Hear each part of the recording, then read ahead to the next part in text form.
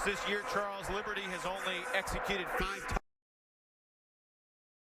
touchbacks, so 80% chance this will be returned. Here comes Nykeem Johnson from the 4. Out across the 25. And decent starting field position for the 50-year senior, Rex Culpepper, who's overcome cancer. He's had a heck of a journey, and now he's the starting quarterback. It's his second career start. Threw a couple of touchdowns and a loss to Boston College 3 seasons ago. Well, Evan, we talked about it right at the time. They must protect them. That's been the Achilles heel for this offensive line. Let's look early to see if Liberty is going to bring pressure to not let him get comfortable. Some of the best hair in the ACC as well. He hasn't cut it since he was cancer-free June of 2018. First play from scrimmage is Sean Tucker up the middle out to the 37-yard line.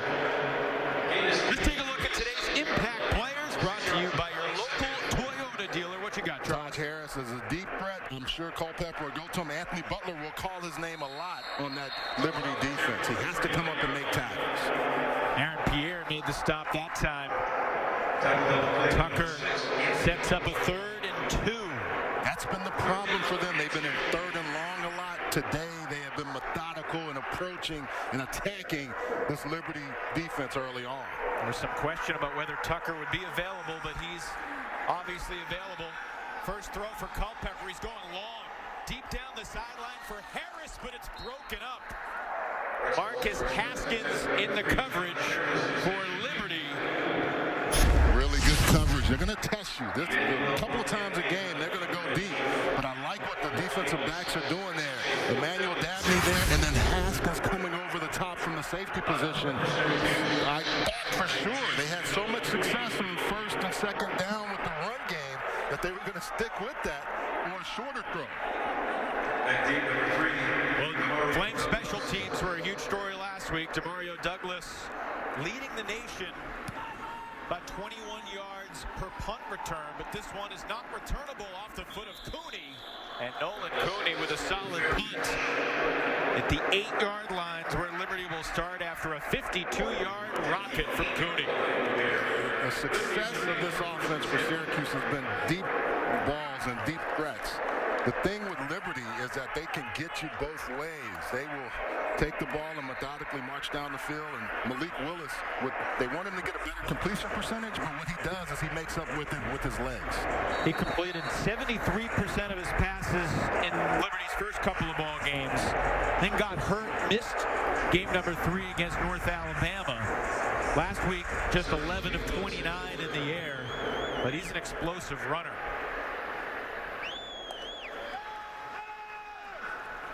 Willis throws to the right and completes it to the sideline. Garrett Williams forces Kevin Shaw out of bounds. It'll be 2nd and down. Let's take a look at the impact players for the Liberty offense and Syracuse defense, also brought to you by your local Toyota dealer. I really like watching tape of Liberty and DJ Stubbs. He's all over the field. He'll run the ball. He's even tried to throw it a few times, but he is going to make plays in the passing game. And Mikel Jones, the linebacker for Syracuse. After a 7-yard gain on 1st down, Willis gives it to Peyton Pickett, and he will creep toward the 15-yard line, setting up 3rd down and short.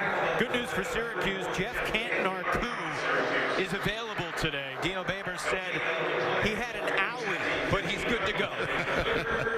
That sounds like a girl day. An owie. A little bit more than that. He was nicked up, but the biggest thing is having him back is really good for this defense that has struggled some over the last couple of weeks. Canton-Arcou, number 2 in the ACC in solo tackles per ball game. Forced a fumble last week and also had a 29-yard scoop and score for a touchdown against the Blue Devils. On 3rd and short, Willis set his feet and threw a rifle, but it was incomplete. And that's what he sometimes will do. When you throw late across the middle, you can get in trouble. This is where I thought he was going to get outside. He had good protection. They're picking up everything well inside. He gets over there. Now, this is one where you just take off and go get the 1st down. Oh! If you're Syracuse, you got to say, look, we get after balls in the secondary. That's one they should have had. Intended for C.J. Daniels. Amon Green potential interception. Willis has to run that ball and not throw it back in the middle like that. Aiden Aldis, left-footed kicker, near the sideline, and Johnson lets it bounce. It'll be spotted right around the Syracuse 39-yard line, 46-yard kick. Couple of 3-and-outs for the Orange and Flames offenses to start the game. Liberty has had an explosive offense this year, though, led by Malik Willis. Demario Douglas was huge last week. No more Tommy DeVito. It's Rex Culpepper's show in the Dome here today.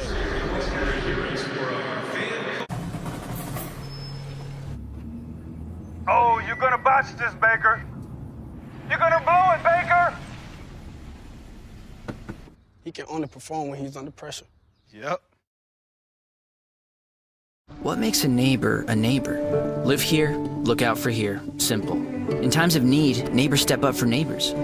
We do too, with a helping hand and a warm meal. Was brought to you by the Work Landroid Robotic Lawnmower. Available at winnerlandroid.com. Your local Sherwin-Williams paint store. Painting questions? Ask Sherwin-Williams. And Toyota. Visit your local Toyota dealers today.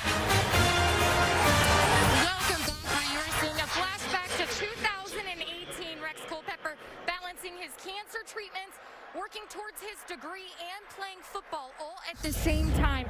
I had the pleasure of speaking with Monica Culpepper, his mother, earlier this week about the extent of how he balanced all of this. And she said he actually started his treatments down at Moffitt Cancer Center in Tampa, but then they were able to work in tandem with the doctors up here at Upstate Hospital right on campus. So he was able to go through his cancer treatments while doing all of this. And instead of putting a port in his chest like they normally do with chemotherapy patients, they put a PICC line surgery in his opposite of his throwing arm. So he was able to go to practice and do everything that he normally could. It's truly an inspirational story having the Syracuse community down here supporting him. His mom said he had a home, a team, a purpose, and people that tremendously cared about him here in Syracuse. Great stuff. Abby in the second throw of the game. Culpepper's first completion. The tight end Aaron Hackett takes it across midfield for the Syracuse first down. Rex Culpepper in the midst of his chemo actually played in the spring game and threw a touchdown pass back in the spring of 2018 as flags fly. Jerry Magallanes, our referee today. Full start. Offense, number 3. 5-yard penalty, first down. That's against Taj Harris, the receiver. Now, you can tell Syracuse really wants to go fast on this series, and we'll see that from Liberty as well. Both of these coaches have been well-versed in the tempo offenses that you now see these days. 13-yard completion for Aaron Hackett, just his third catch of the season. Caught 23 balls and 6 touchdowns a year ago. And there's another false start penalty, this time the left guard. I think they got the Rhino. Full start offense, number 63. 5-yard penalty, first down. Before another penalty, let's quickly get to the Ford keys to the game. Brought to you by your local Ford dealer. What you counting on today, Charles? Well, if I'm Liberty or Syracuse, look at this. Liberty run, not run, force run. They run the football because this team, Syracuse, hadn't stopped the run. And the other side, if you're Syracuse, protect the quarterback or quarterbacks. We may see more than one.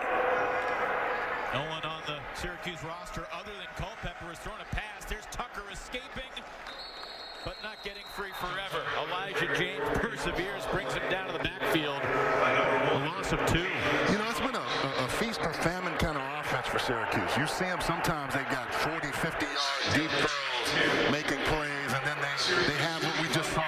2 penalties back-to-back. And whenever you do that offensively, it does not get you on schedule. You got to stay on schedule. You can't have 2nd and 20. Or 2nd and 22. This is the case right here for Culpepper. Fakes the handoff, has time, and completes the pass to Nykeem Johnson. This will create a 3rd and 10. Pickup of about 12. Javon Scruggs makes the stop. Really nice job by Nykeem Johnson of running that dig route, getting us out. Watch, he comes back in. You got an outside receiver. You have him in there. Good passing. And Rex Culpepper won't do this. When you watch him on tape, he'll throw some strikes in the passing window. touchdown for Nykeem Johnson this year. On 3rd and 10, Culpepper zips it in there. It's going to be shy of the first down to Anthony Quealy. And an interesting decision here, probably 4-down territory, spotted at the 35-yard line. Protection up front is what you got to see. You have a clean target, nice catch right there, even though it's contested by the defense. And I think they're going to go for it. Orange are just 1 for 7 on 4th down so far this season. Nearly got the defensive end to jump. That cadence, that hard count, he knows that as a veteran quarterback in the program, how to do that. Culpepper in the shotgun, standing at the 40. Orange need the 33. Rex across the middle, completes it inside the 30. For the Orange first down, it's Quealy again, his second catch in a row. Quealy has been coming on over the last few weeks, and right here, Culpepper knows where it is. Right there, throw the strike in that window again. He's comfortable with Quealy and throwing that particular route. Confidence-building drive here for the 50-year senior Culpepper, and he short-armed that one with the pressure coming from Pierre. He couldn't get his feet set. Pierre coming in his face. Now, he's had success throwing to his left so far, going back to the right. Pressure coming on him. He couldn't set his feet and fire the ball in there. Liberty's defensive line and defense hasn't come with pressure. I would imagine they will start dialing it up right now. Scott Simmons would be the defensive coordinator. Liberty's defense has played very well so far this year, but a crease for Tucker, and he'll gallop inside the 20 before Pierre and Haskins bring him down. Another first down for the Orange, and that's not good news. Tucker hauling off. Blocking here is going to be outstanding. Look at this hole open up right there. You've got guys walled off, and then you're able to just get through that alley. I could run through that with this bad knee, but Tucker shows you the ability to hit the hole effectively. He had to come off a little bit loose sore from last week. Tucker picks up 11. Mackenzie Pierre, and then he throws into the end zone. That's an Orange touchdown. Harris gets Syracuse on the board. The ball fake got everything coming up, Evan, and it allowed you to have a one-on-one situation against these defensive backs, which you want to be in with Harris. Rex Culpepper was really efficient on that drive, even though they got behind the chain.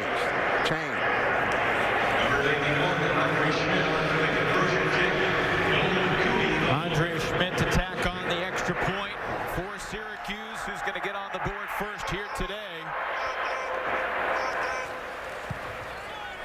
6.5 minutes into the opening quarter, 7-0 Orange. On Culpepper, 17-yarder to Harris.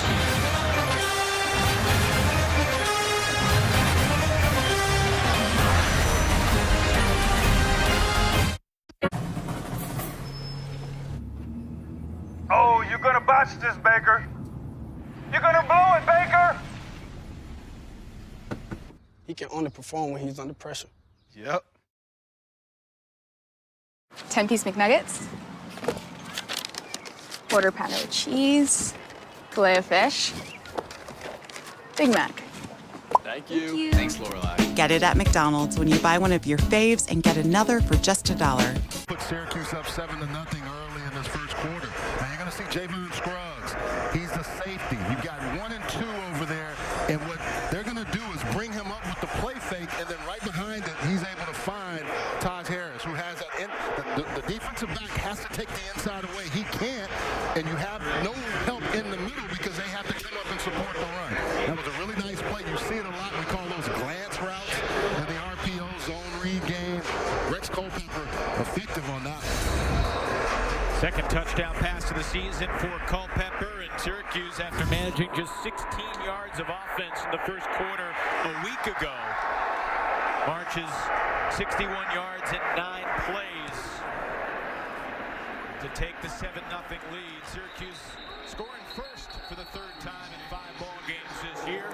Touchback, and Malik Willis, after going 3 and out on his first possession, coming up short on 3rd and short, retakes the field. And I really thought he was going to run the football there. I mean, he had that little space there, and usually when you watch him on tape, he decides, and when he does, Evan, it's hard to stop him now.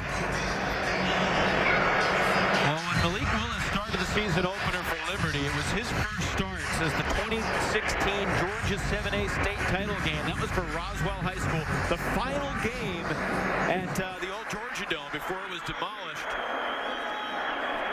A thrilling state title game that actually went to overtime that day. And Willis throws, and it was bobbled, and it's going to be ruled incomplete. Intended for Huntley. Here's the thing about that game, Charles.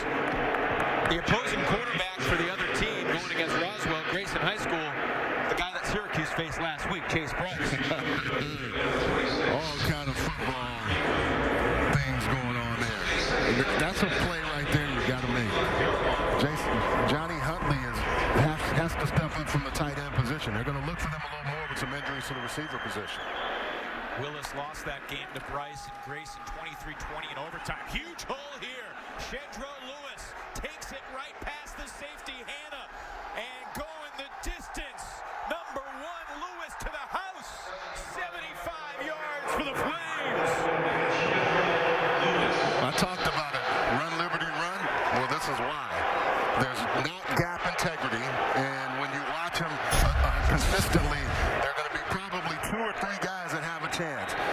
That time, nobody has a chance because it's very well blocked on the inside by Thomas Sargent. Look at that. Only man that can make the tackle is the umpire. And he's smart. He moves out the way. Safety has to come up. If you wait like that, you will get beat. And that's a big problem. Rob Hanna has a chance, but he gets frozen, and the running back takes it to the house. Well, just like that, we're tied at 7 apiece. Alex Barbier boots the extra point through. Longest rush of the season for the Liberty Flames, and a team that has rushed the ball for over 250 yards a game. Shedro Lewis, the sophomore from Florida, 75 yards, 7 all.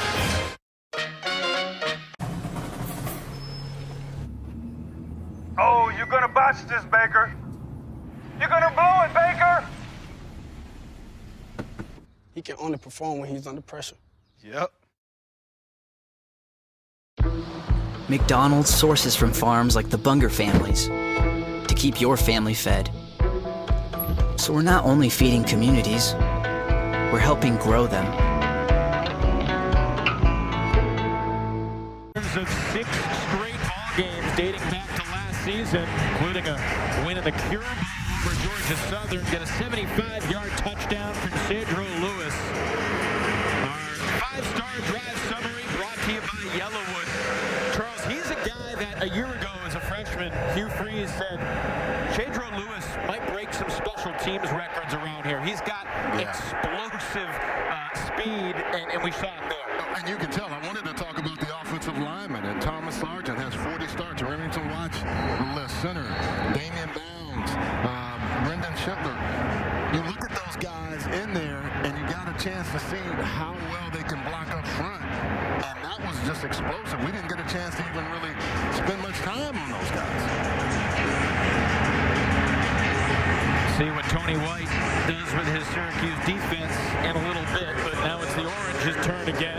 Each team went 3 and out. Each team marched down for a quick score. We haven't even played half a quarter yet. Alex Barbier, the Penn State transfer.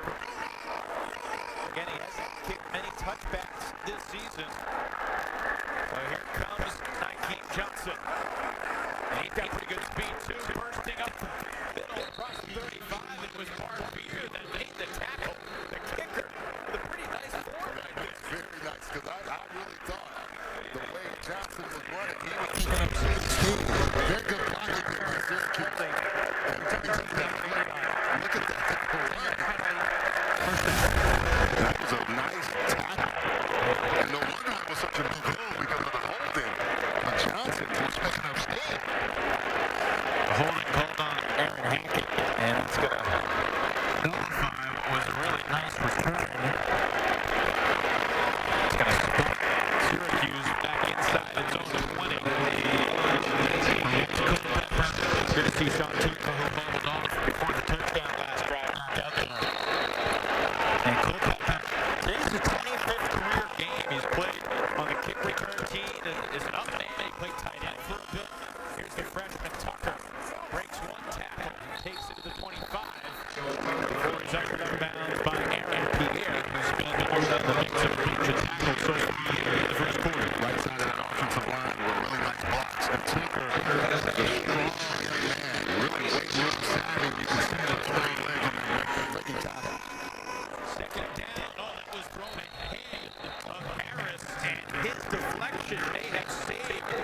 interception. Well, that's why he's looking back at Culpepper, because he's throwing it too far over the middle of the field, and it was actually going to hit the defensive end right there.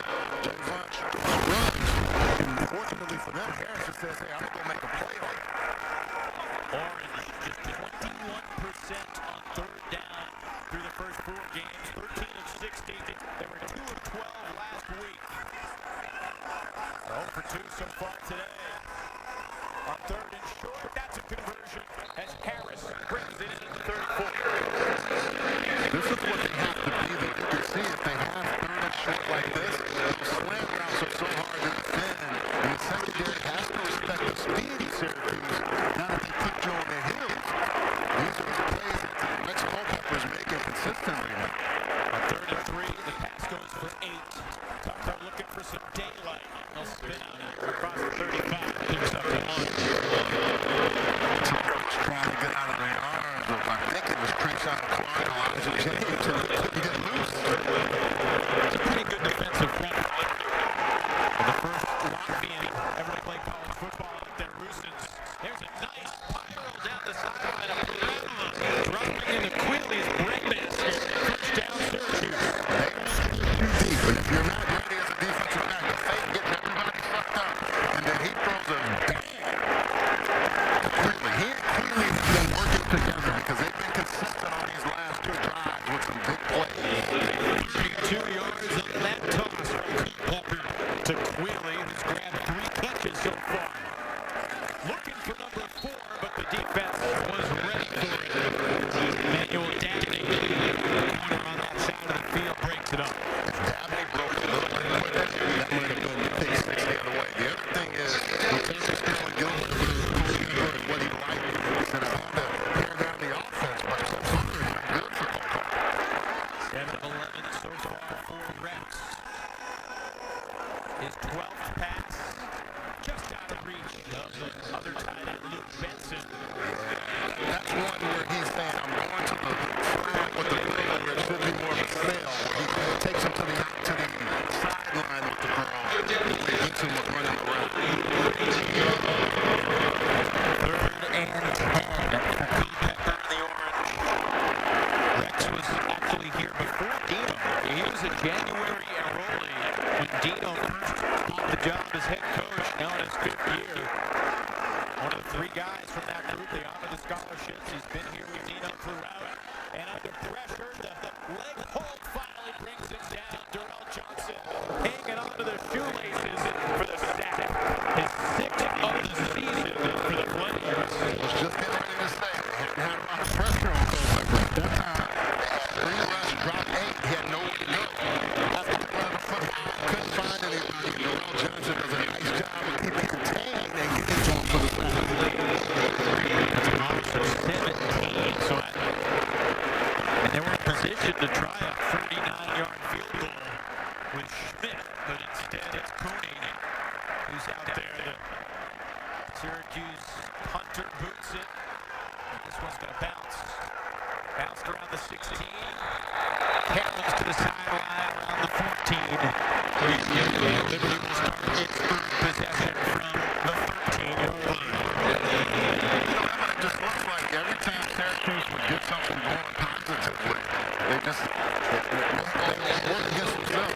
And I think that's where Liberty is from a real team. You come in and now say, okay, even if we really haven't played our best football, we've had only a few plays on offense. Let's see what they do with this one. Carl, we got a doubleheader kicking on the day today. Duke NC State later with Tom James and Lindsay. Tomorrow, doubleheader in women's soccer starting from SU Soccer Stadium at 11 a.m. 5th-ranked Duke is in town. And Louisville, Virginia Tech at 2 p.m. on the Regional Sports Network. Check your local listings. Much better play of the defense there by John Johnson. John Johnson with a nice tackle in that play. Josh Black lost his helmet. He's going to come off for a play replaced by Kingsley Jonathan. On the bench to start this series.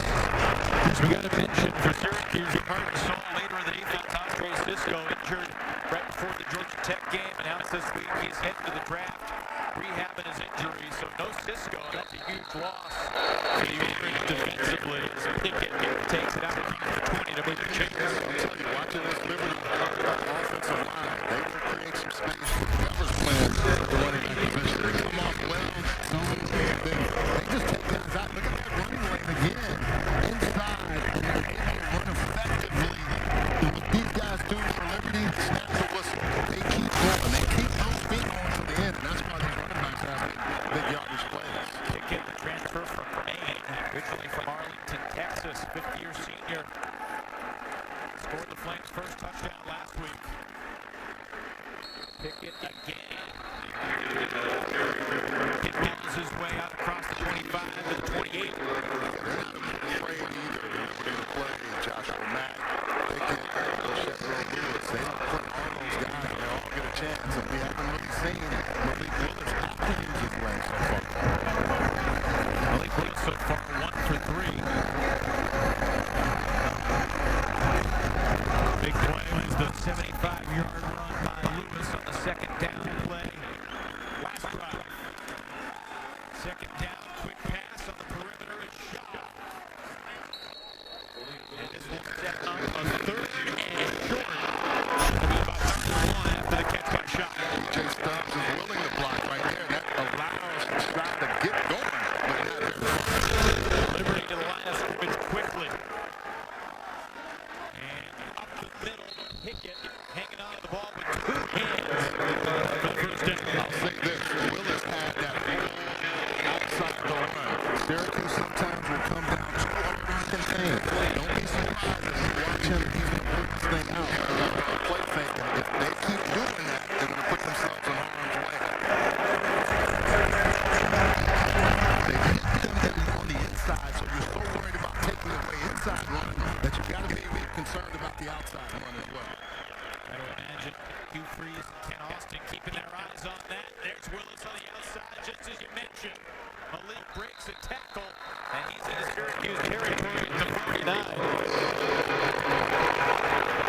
Mario Douglas reaches the perimeter. So much window dressing. You see, he flips it up, fakes it one way. I told you, he was going to get to that outside some way, shape, or form.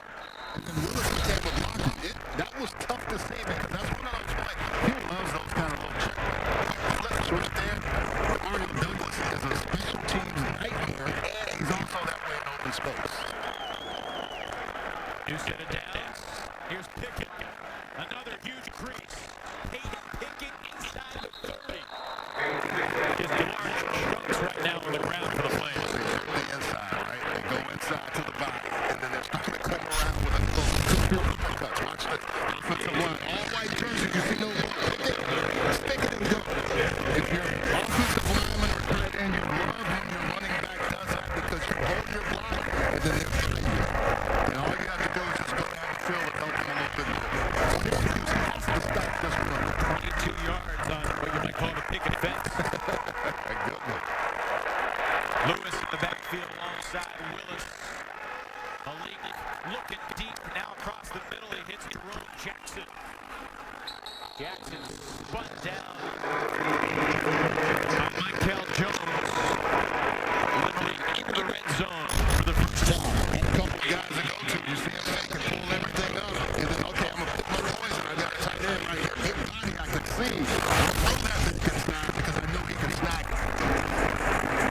Liberty into the CPI security red zone. First and 10 on the 17.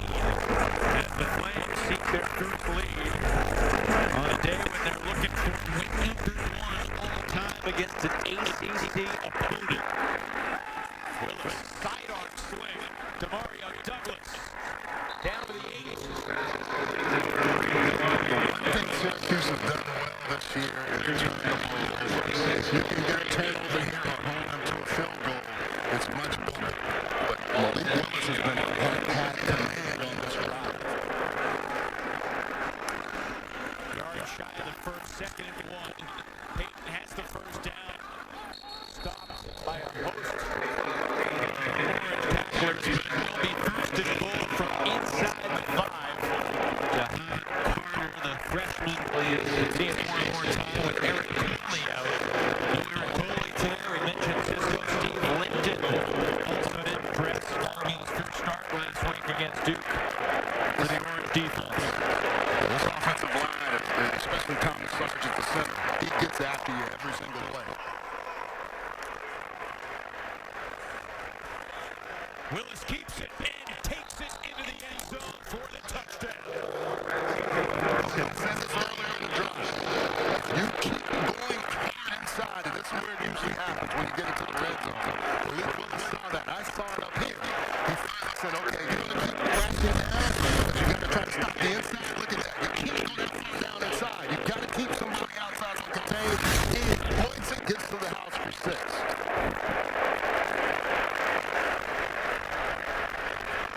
Excellent drive from Hugh Freeze's offense. Alex Barbier makes it 14-7 with just 28 seconds left in the first quarter. Tyrell Richards going hard inside number 42. You can't have that. You got to keep it contained. That's the one guy that can step that play or at least bring him out. The biggest problem is you got to stop that. Here's Liberty, though. They are getting after Syracuse on the inside. Gashing them with different guys. Lewis takes it to the house. And then he's got to pick it. Turn it outside, stick it that foot down and going. You got different guys that know how to run it. Look, 42, Richards sees it and he knows I got to stay outside. Look, his eyes and everything take him inside. Malik Willis says, I'm going to use that against you because we run so well inside. Syracuse is pretty young in that linebacker core, also in the secondary. Yeah, they talked about it, when we talked to Tony White, he was just saying, we got to learn how to stay with gap integrity, and that's been one of their issues against the run. From the 8-yard line, Johnson out for about 25, and a flag comes in. ACC football presented by CPI Security. Here from the Carrier Dome in central New York. During the return, holding number 21, Syracuse. 10-yard penalty, first down. Lee Coba, sophomore from Winston-Salem, North Carolina. That's the second time on special teams that a Syracuse penalty has brought their starting field position inside the 20. Yeah, it's really hurt them because they've had some nice returns, and then you actually get negative because you have a penalty like that.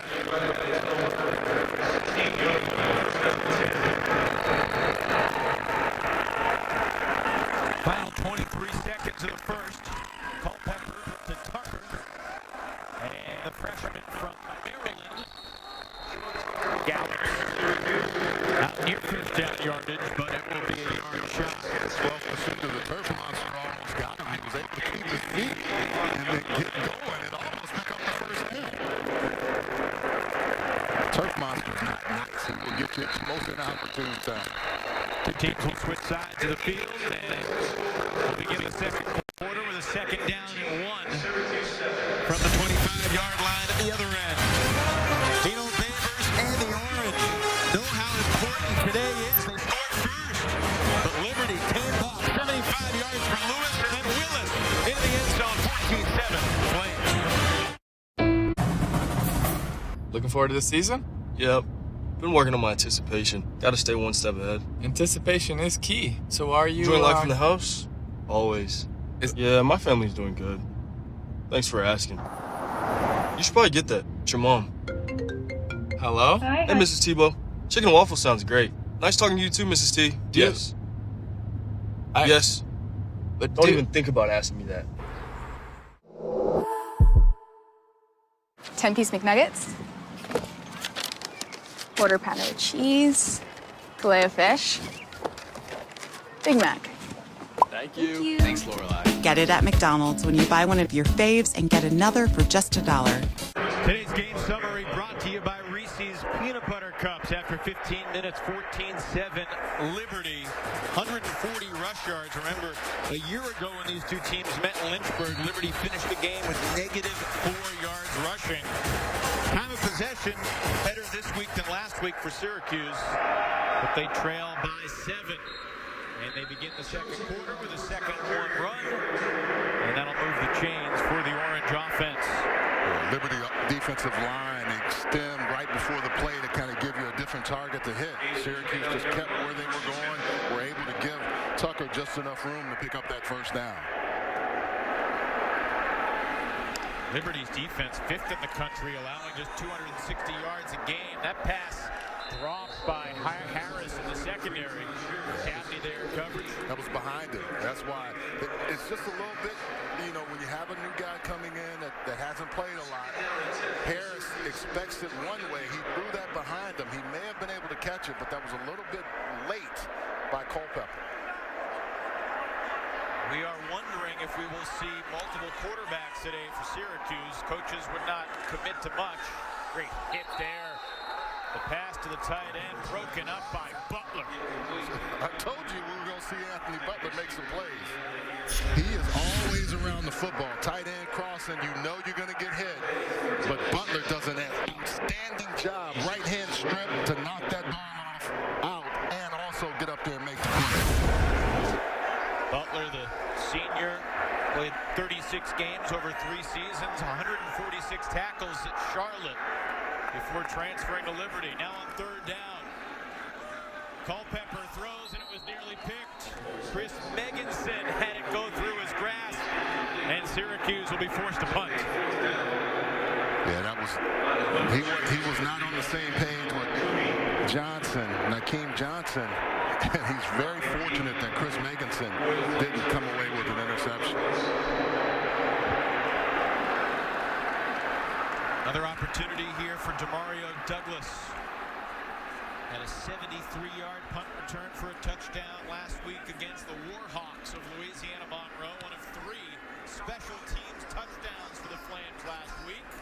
And he fumbles it. He muffed the punt.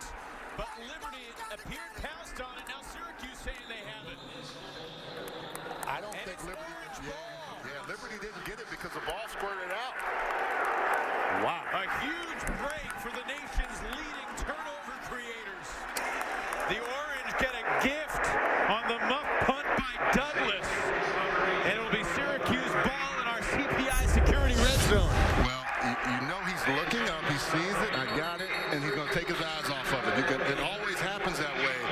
And then his other buddy can't pick it up. Quentin Reese has a chance at it. Couldn't get it. And this is a big reason why the Syracuse team has been so good.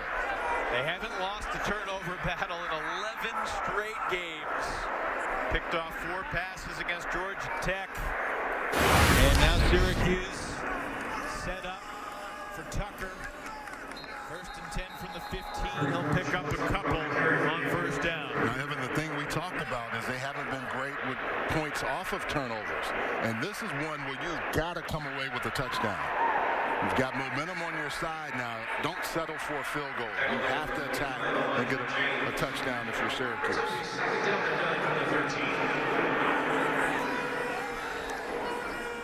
Can Culpepper convert? Johnson rolled out of bounds as he made the catch, so incomplete. And just like that, 3rd and 8, but a flag. And now if you're Hugh Freeze, you choose 3rd and 8 or 2nd and 18 here. The big thing right there is that he waits so late to throw the ball. I think they're going to take this penalty. But you wait so late to throw it. Holding offense, number 60. 10-yard penalty, 2nd down. You run out of real estate. So I would say, yes, you're going to take the penalty to force this team who has shown you some inconsistency at times in this offense. Yes, make them work harder to get that 7. You know you were almost probably going to give up 3 in this instance, but make them work harder to get 7. Tackles have flipped this week. Aaron Service is now moved to the right tackle. Matthew Bergeron is at the left tackle position. On 2nd down, becomes 3rd and long. Incomplete, intended for Quealy. Now you're in a position where you take advantage of anything you have, get the ball down the field. If you can score a touchdown, by all means, you do that. But you've got to come away with points here. Rex Culpepper could be a pretty good stunt double for Trevor Lawrence with those locks that he's got. Pretty good arm, not perhaps what Lawrence has with Clemson. Pretty good arm. Gonna use it here. They set up the screen. Harris with room to run to the 10, down to the 5. They needed the 5 for the first down. Charles, it will be very, very close. I thought they were going to get that with Harris and that screen, and now you're in a position where I think they're going for it. I don't see any of the kick team coming, and maybe he'll send it late. I think he's going to go jumbo package and really fire off the football. They bring in Josh Black, McKinley Williams, defensive lineman coming in. Yeah, it's a 4th and short. Again, I think right now you're thinking we've got to keep up with the scoring of Liberty. They're basically half a yard from this first down. Culpepper, 6'3", but they give it to Tucker. He's met up front and denied. Liberty's defense holds.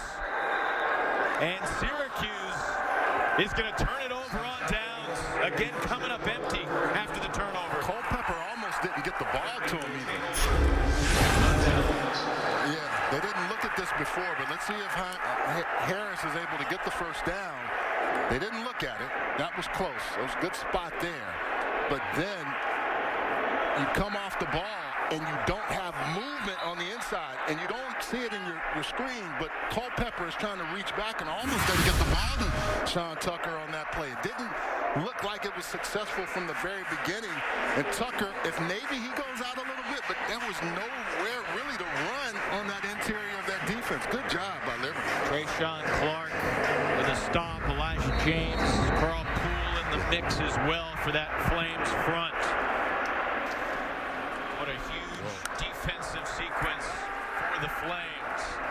And Lewis runs into a crowd and maybe picks up a yard on first down. Evan, what are we talking about? The points off the turnover. They get all of those turnovers, but points off turnovers have not been kind to them this year. And the penalties, yes. I mean, they almost overcame it, but it was a holding penalty that forced them to 2nd and 18, 3rd and 18. So far, Charles, Liberty, 5 penalties, 40 yards. There has not been a flag on the Flames.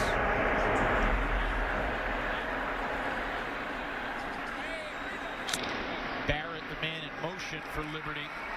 Willis, straight drop, now sneaks up. Across the line of scrimmage to the 10. It almost appeared that Willis thought it was a free play, but Syracuse was able to get back onside. And that was a nice play there by Tyrell Richards. It's been a heck of a journey for Willis. Obviously, he redshirted last year after transferring from Auburn, where he was the backup to Jarrett Stidham for a couple seasons. Appeared in 15 games, only threw 14 passes as a member of the Auburn Tigers. And when he was playing that state championship football game as a high school senior, he was actually a Virginia Tech commit, but he was going there to play DB, and he wanted to play QB. And he goes down inside the 5. Marlowe Wax, the freshman from Baltimore, comes up with a stop on 3rd down. Huge play by Wax. He comes across and just fires there on a dog blitz. Those linebackers coming. Kind of delayed, so you don't know he's there. Look, he just holds on. I'm holding on. You can't get away from him, Malik. You can't. Not on this play. He brought him down by the horse collar of the pants. So what happens is you lose those linebackers when they're delayed blitz like that, and he's able to get there and effectively get that sack. Injured Orange defender down in the field. We'll take the timeout. 4th down when we return.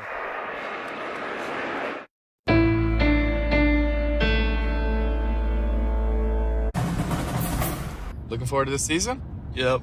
Been working on my anticipation. Gotta stay one step ahead. Anticipation is key. So are you... Enjoying life in the house? Always. Yeah, my family's doing good.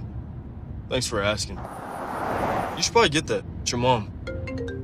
Hello? Hi. Hey, Mrs. Tebow. Chicken and waffle sounds great. Nice talking to you too, Mrs. T. Yes. Yes. But don't even think about asking me that. 10-piece McNuggets. Quarter pounder of cheese. Filet of fish. Big Mac. Thank you. Thank you. Thanks, Lorelai. Get it at McDonald's when you buy one of your faves and get another for just $1. Okay, it's Bowtime. Or your local Chevy dealer, Georgia Drive Chevy.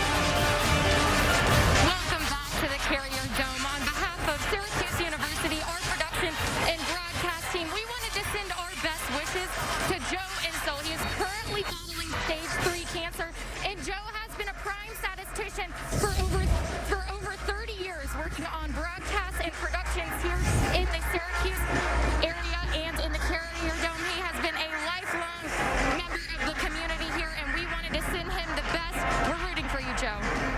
Yeah, Abby, thanks for bringing that up. I've sat next to Joe doing basketball games here at the Dome. He's as good as it gets when it comes to doing stats. Whenever you come up to Syracuse, you're going to run into Joe. He's always around, has some great insight. Let's hope he gets well. Liberty special teams were the story last week, but Syracuse with an opportunity to do something here. Punting from the back line of his end zone, Alvis. It's high, but it's short. Syracuse is going to be set up right around the 40. Let's see where it's spot by the official. And he's going inside the 40 at the 36-yard line. So a 33-yard punt officially for Alvis. And the Orange, again, we said it before, but they got to capitalize here, right, Buck? Yeah, this is almost like a quasi-turnover. You know, you get such a short field to work on. We saw that before. Couldn't use it and couldn't take advantage of it. Let's see what they're able to do in this offensive series. Rex Culpepper and the Culpepper family know all about being survivors. Of course, both his parents, Monica and Brad, finished as runners-up with seasons of the CBS show Survivor. Tucker to the outside, makes a win, miss, inside the 20. And a big run for Sean Tucker into the red zone.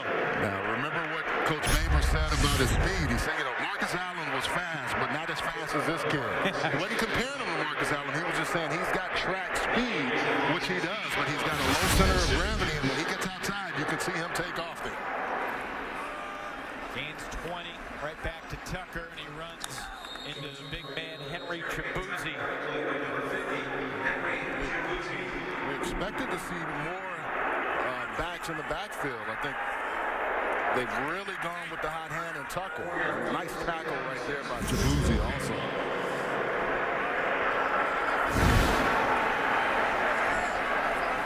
Cooper Lutz is in the game for Syracuse, but he's not in the backfield. He's out in the slot to the right. Now he's coming, and they fake the handoff to the Lutz. Instead, it's the tight end. And into the end zone for the touchdown. Aaron Hackett scores for Syracuse.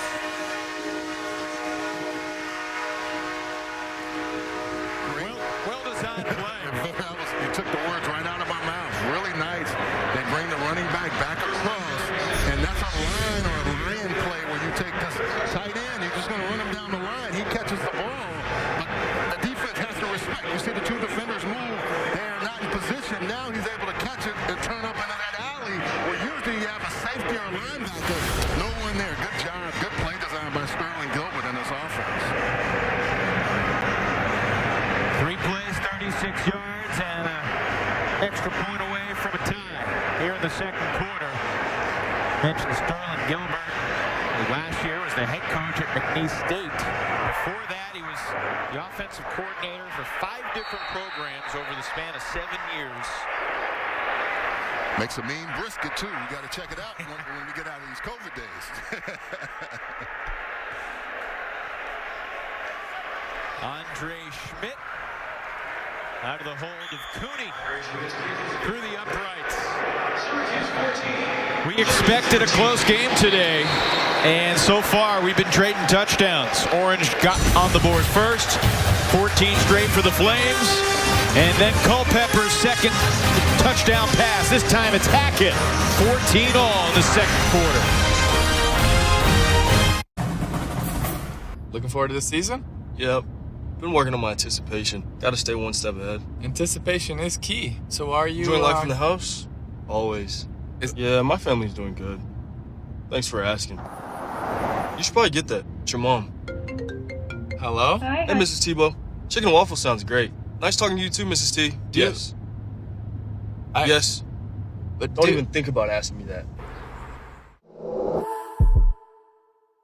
10-piece McNuggets. Quarter pounder with cheese. Filet of fish. Big Mac. Thank you. Thank you. Thanks, Lorelai. Get it at McDonald's when you buy one of your faves and get another for just $1. Raleigh, Duke fresh off their first win of the year here in the Dome. NC State, a great performance against Pittsburgh a couple weeks back and then one in Charlottesville last weekend. Tom Wormy, James Bates, Lindsey Rowley getting set to bring you Duke and NC State. Wolfpack are just 0-2 against Duke since Cutcliffe took over. They haven't played all that often despite being so close to each other geographically, but it's a rivalry that began in 1924. You see DeVito on the left, Culpepper on the right. Rex, 9 for 18, 128, 2 scores. Pretty good first half. Well, that last score was one they really needed, and they were able to do it with the nice play design, getting the tight end, hack it into the end zone.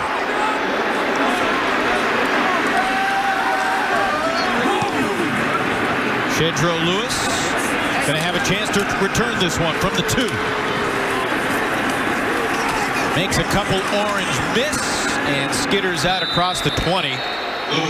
20-yard return. Liberty will begin this possession from the 22-yard line. Lee Koba fired up after making the stop on special teams. So Willis back out there. He's only thrown 7 passes so far, 5 for 7. Perhaps more surprisingly, he's only carried the ball twice officially for a net of -3. That includes a sack. I mean, this is a guy who's carried the ball for 340 yards in 4 ball games. In fact, he only played in 3 of them. Here he comes on cue. What you talking about, Willis? Well, what they also did is they were able to draw Michael Jones out of the middle, and he sees that, and he's able to go to the vacated spot for some nice yards. 17 yards before Hannah brings him down out to the 39-yard line. It becomes a numbers game for the quarterback and the defense. The defense knows we've got a guy that's got good legs and can move, but you also understand that I've got to protect everything else that's going around and not let that beat me either. Fresh set of downs. And Willis keeps it again. Spun down by Amon Greenwood after a pickup of 9.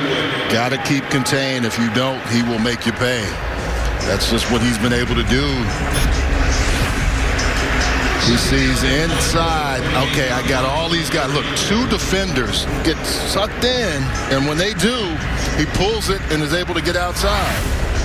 Freshman Leon Lowry, athletic guy, but you can tell he's number 16, gets too far inside. On 2nd and 1, it's Lewis bursting up the middle. Lewis breaks a tackle for the 2nd time. Lewis goes the distance. Touchdown, Liberty. 52 yards for Shedro Lewis.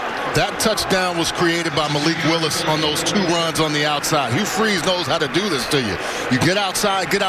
The defense starts saying, okay, I got to protect. And then what happens next? Inside, they run effectively. That block right there by the tight end was good. But look at the hole on the inside that just allows Shedro Lewis to go to the house. You beat me outside with the quarterback a few times, and then you come right in the gut and take it for 6. Well, Shedro Lewis, Charles, is averaging 34 yards a carry. That includes a 75-yard touchdown and now a 57-yard touchdown. 21-14, the Flames unbeaten, looking for their first win ever. Not intimidated by this ACC foe. You want anything? No, I'm good, babe.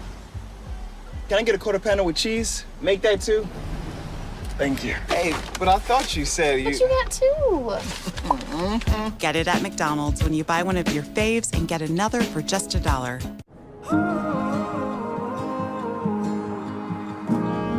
Always be ready to seize the moment when inspiration strikes. Make the most of this opportunity during Mazda's Season of Inspiration.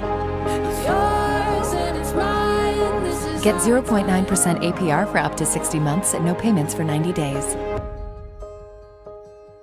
The offense continues to gash the Syracuse D. 201 yards on the ground in the first half. He always said, I mean, if you're going to give me the run game, I'm going to take it. And I think Syracuse is not stopping them inside in particular, but outside as well. Johnson has some room down the sideline and wants to kicker Barbier, and a flag gets thrown late. Are they going to get a late hit on the kicker? But did you see how fast Johnson picked up steam on that sideline? Whoa. Officials conferring as to whether he was out of bounds. Babers thought he was. You don't see too many personal fouls on kickers. He's not afraid to throw his body around. And I think Johnson had started to work out. After the player was on out of bounds, personal foul. Wow. Kicking team, 15-yard from the end of the run, first down. He picks up steam here, and he's going to work himself outside. Barber really wants to hit people. So the first penalty on the Flames is on the kicker today. You know what? Sometimes, though, the folks will say, okay, that's okay. Just don't hit him out of bounds. He's a sturdy 5'9", 220. Yeah, he brought something out. He brought the wood. Was not afraid to. Sets up Syracuse at midfield. And now they go backwards. Heck of a stop by Jawan Treadwell in the backfield. Loss of 5. Yeah, Jawan Treadwell wasted no time getting to Sean Tucker. As soon as Tucker got that ball, he's right there. You see Anthony Butler's eyes making plays, but on the outside, you're going to see number 9 come hard. And if he hadn't made that tackle, you see Butler going to be right there to make it as well. Good defense by Liberty. Jawan Treadwell, younger brother of Laquan. Played wide receiver for Hugh Freeze at Ole Miss. Several years in the NFL with the Minnesota Vikings. Believe he's with the practice squad in Atlanta right now. Taj Harris to the outside, gets some of that yardage back. It will be 3rd down and 9 here for Syracuse. Be interesting to see what Syracuse dials up here. They need the first down since they've struggled with that. This feels like a really sneaky big play. 6:40 to go first half. You got to keep matching Liberty's offense. Culpepper under pressure. And he throws it, but it wasn't much. And wouldn't be surprised if we see a flag. Yeah, I think they want to make sure there's no... I mean, Hugh Freeze was ready to make that catch. I think they're going to talk about this.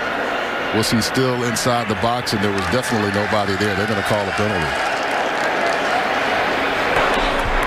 Intentional grounding, offense, number 17. That's a spot foul, loss of down, 4th down. So you're saying Hugh Freeze is not an eligible receiver? No, he's not an eligible receiver, but also the thing that this offensive line has done pretty well is protect. But right there, he had no time. Trayshawn Clark had him in the grasp inside the box, and he was saying, no, there's nobody out here. He said, I'm the receiver. He's showing the officials. That is too funny. Mario Douglas back at his own 10-yard line. Fair catch made near the 6. Douglas makes the fair catch. So Syracuse comes up empty on 3rd down. Culpepper gets sacked. Intentional grounding the call, and now it's up to the Orange defense to keep him in the game. I'm excited. You want anything? No, I'm good, babe. Can I get a quarter pounder with cheese? Make that too. Thank you. Hey, but I thought you said you... But you got 2. Get it at McDonald's when you buy one of your faves and get another for just $1. You know how we come for nothing, I got.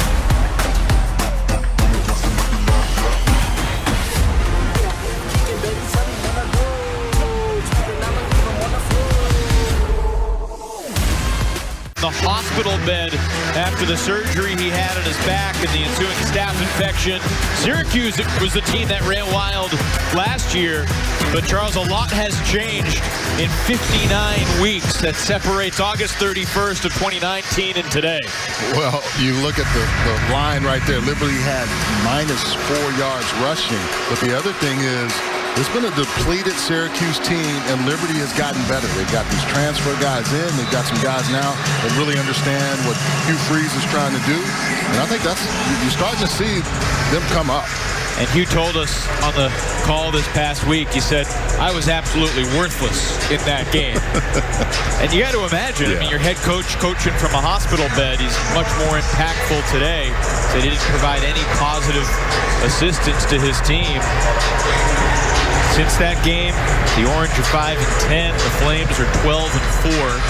Today happens to be the 30th game for Liberty as an FBS program. They're a pretty impressive 18-11 right now. Trying to get to 19-11 through 30 games. Pitch it out to Johnny Huntley, the big tight end. 6'3", 240. Forced out by Hanna at the 13.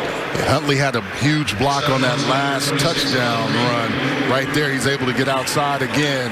We used to call this a line route or lion in our vernacular for the hot shots, and get the guy the ball quick and let him work with it. Hugh Freeze was our one of our offensive coordinator for 2 weeks, and then he went on the bigger and better pastures. Yeah, he confirmed. I heard a rumor that he left because he didn't get along with the tight end coach, but he denied that rumor. No truth to that at all. Up the middle, another good chunk to move the chains. 65 has been added to the Remington list, Thomas Sargent, and there's a reason why. Not only he, but the right and left guard have blocked effectively. Look at inside. Look at him getting extra blocks. So your center usually gets one guy, but he goes and hits one. He's going to go try to find another one. He gets a nice block there on Marlowe Wax. This is the kind of thing that when you have a school that has moved from the FCS to FBS, you have to develop guys or make sure these guys develop with your program. They've got some really good interior offensive linemen, Liberty does. Sargent making his 41st consecutive start for the Flames. Here today, Willis overcooked that one. And one thing, too, about that, when I spent time with Hugh Freeze, that was the one thing that's always kind of been a misnomer about his offenses, that they don't run the football. He says, look, we just try to create matchup, whether it's inside zone, outside zone, and we run the football. We don't have a lot of running plays, but our offensive line can contribute to that because they understand what we're trying to do in the run game. Also, at Ole Miss, when you have the receivers that he had, yes, you want to give them a chance to make plays. Metcalf, Brown, Treadwell, and others. But Evan, I went back and looked at those teams. They had effective running games because they would do it with some diversity in the run game. But you're right. When you have guys that can go get the ball, like a DK Metcalf and A.J. Brown, you want to put the ball in their hands. Last year, Antonio Gandy Golden, now with the now with the Washington football team. Iowa Buck. Yeah, he was really a good player for this Liberty program. Offside defense, number 9, unabated to the quarterback. 5-yard penalty, 3rd down. I'll also say this, too. There was a lot of things going on in this Liberty program before the season, and it could have unraveled quickly. There was some players that transferred out because they didn't feel like the school was acknowledging them from a racial standpoint. I think they've done a really nice job, coaches have, of keeping this team together, because it's never easy when you have those situations. 3rd down. Along to the sideline for Willis. Flames 1 for 3 on 3rd down so far. They haven't had many, obviously. Malik's going to throw. And he completes it to Stubbs. And he's going to be a yard or two shy of the marker. That's a huge tackle right there.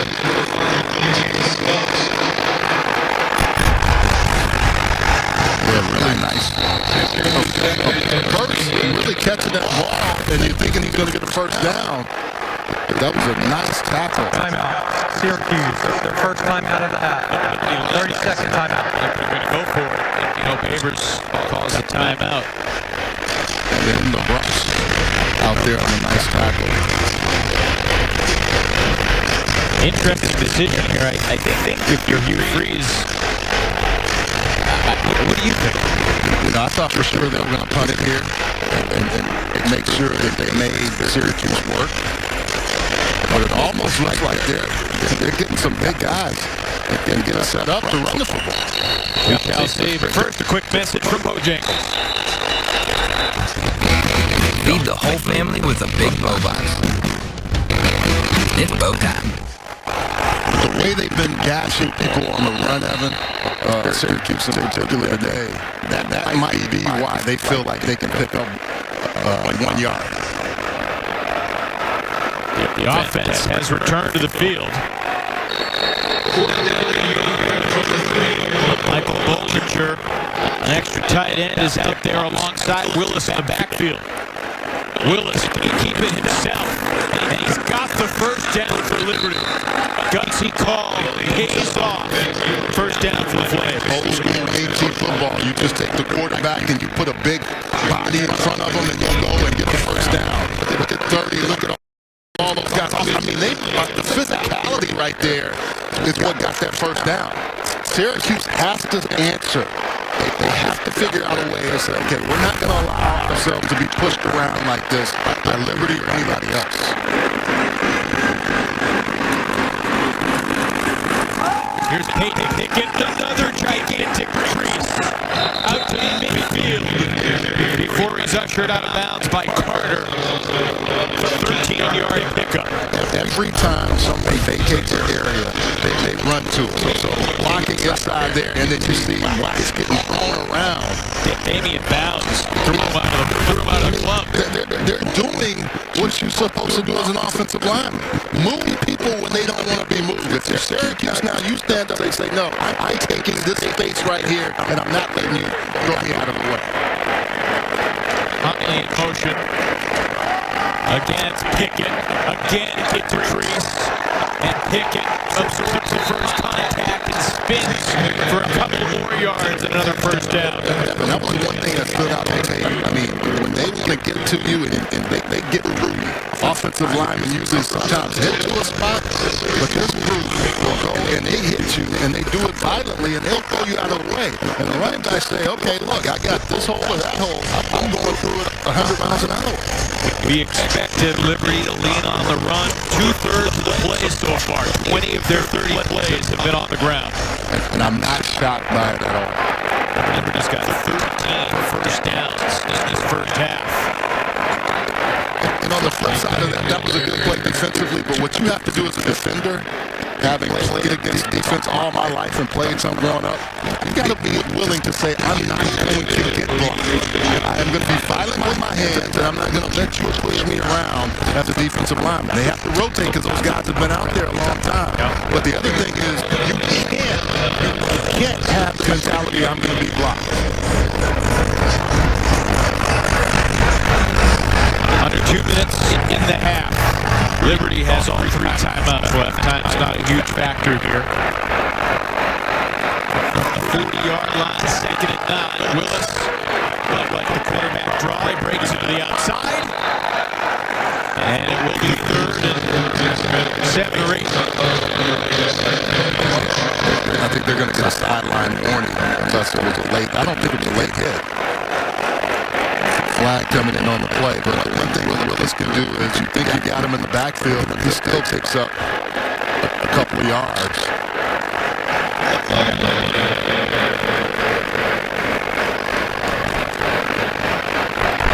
After the run went out of bounds, personal foul, late hit, defense, number 42, 15-yard penalty, first down.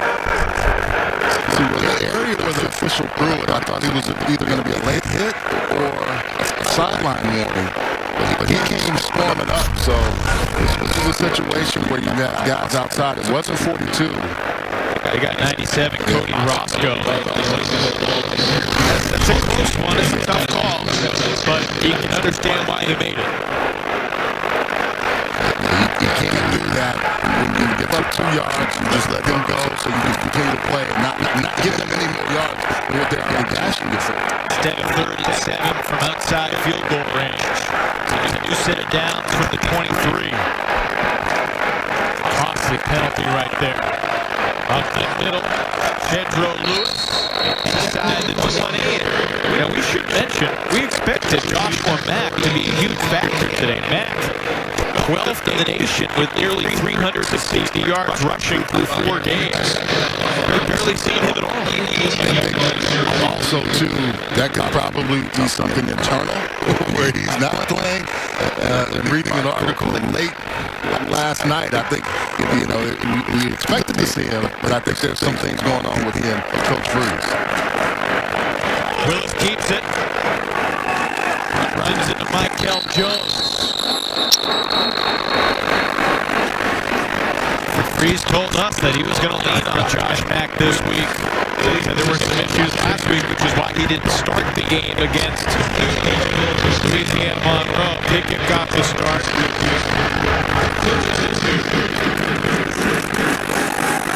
On 3rd down, under pressure, Willis escapes.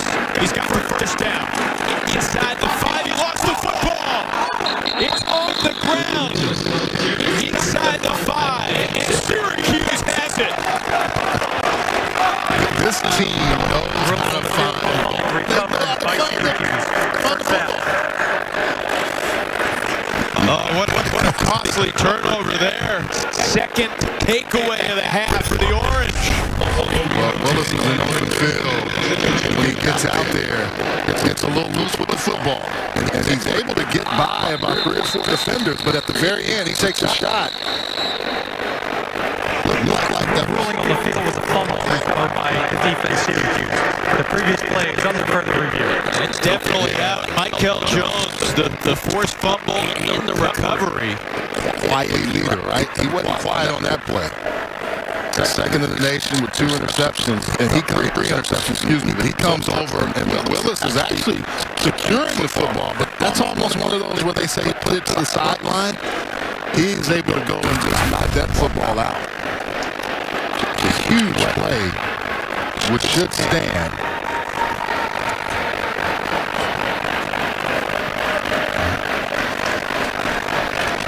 Officials want to make sure that no one touched the ball with a body part out of bounds, because that would mean his possession was not established and it would be a Liberty ball. But after further review, the ruling on the field is confirmed. So Syracuse will have it from their own 3-yard line with 29 seconds left in the half. And you got to just shake your head at some of the turning point plays we've seen. 2 turnovers, costly for Liberty.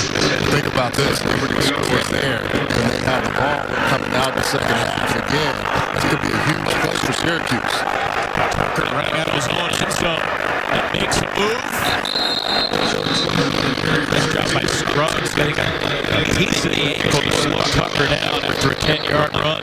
That's been the difference. When Syracuse has had some opening lanes, that's the 2nd and 3rd level. They've done a pretty nice job of ensuring the tackle. So Syracuse, on the other hand, has not always done that. Tucker's got 74 yards on the ground and a half. And there's another decent chunk, but the clock's winding down. Tosh Harris is going to run out this first half clock. And that will take us to halftime. All that running around produced 11 yards. And Dino Babers will walk to the locker room down by 7. Charles, remember, Liberty will receive to start the second half. They deferred at the outset. That's what I was saying. If they had scored there, that could have gotten ugly.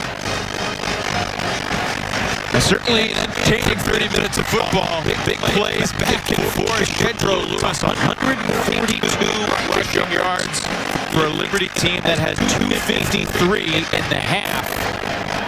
Second straight week. Syracuse has allowed over 200 yards on the ground in the half. Let's go to Abby with you, Freeze. Well, Coach Jedro Lewis and your run game really getting it done. Do we expect to see Joshua Memmi coming out in the second half? No, I think, he's been struggling with illness the last 2 days. He just hadn't really felt up to it.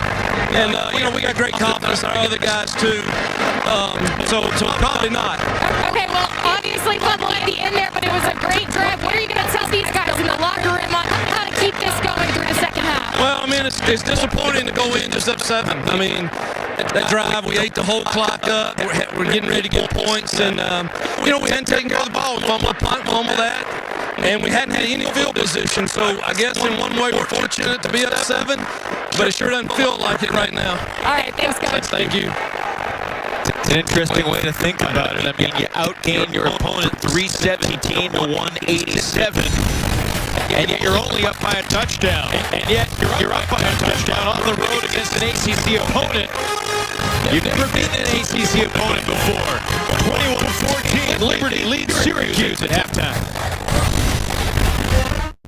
Could I get the 10-piece chicken McNuggets? Wait, no. Big Mac. Sorry, no, McNuggets. Yes, sir. I'm still here. Get it at McDonald's when you buy one of your faves and get another for just $1. Always be ready to seize the moment when inspiration strikes. Make the most of this opportunity during Mazda's season of inspiration.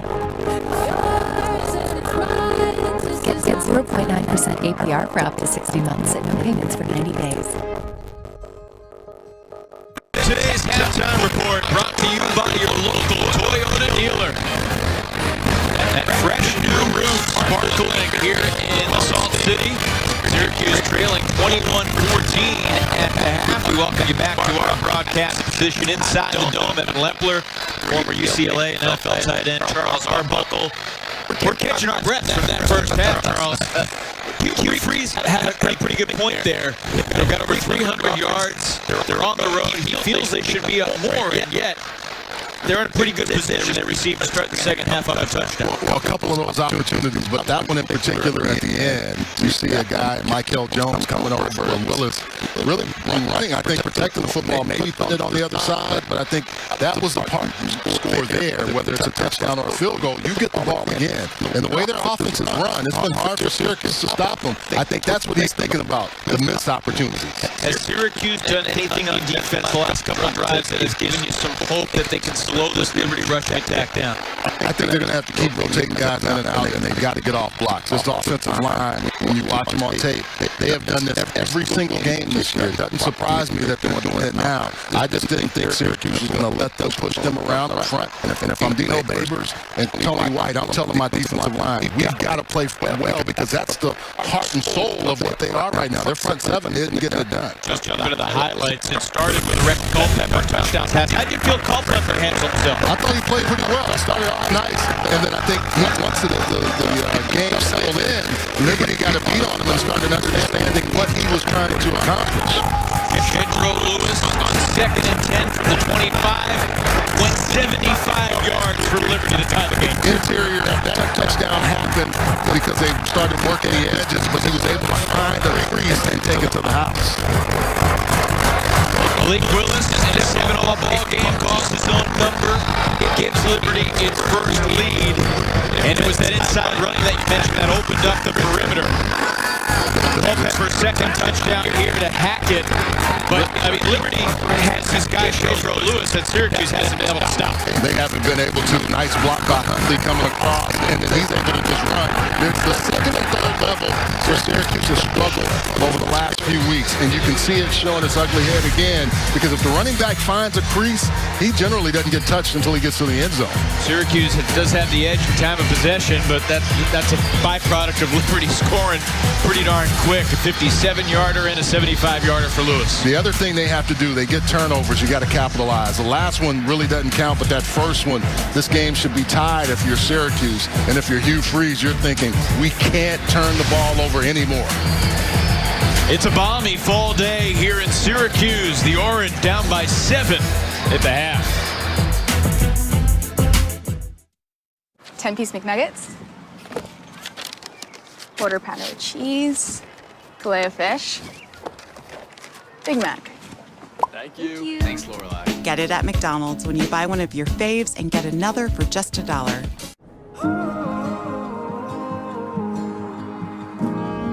Always be ready to seize the moment when inspiration strikes. Make the most of this opportunity during Mazda's season of inspiration.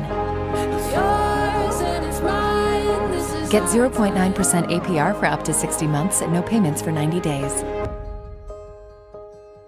Time report brought to you by your local Toyota dealer. Liberty leading Syracuse 21-14 at the half. It is a doubleheader day on your regional sports networks. Coming up at 3:30, Duke NC State from Raleigh. Let's get you now to Tom Wormy and James Bates for a preview from Carter Finley Stadium.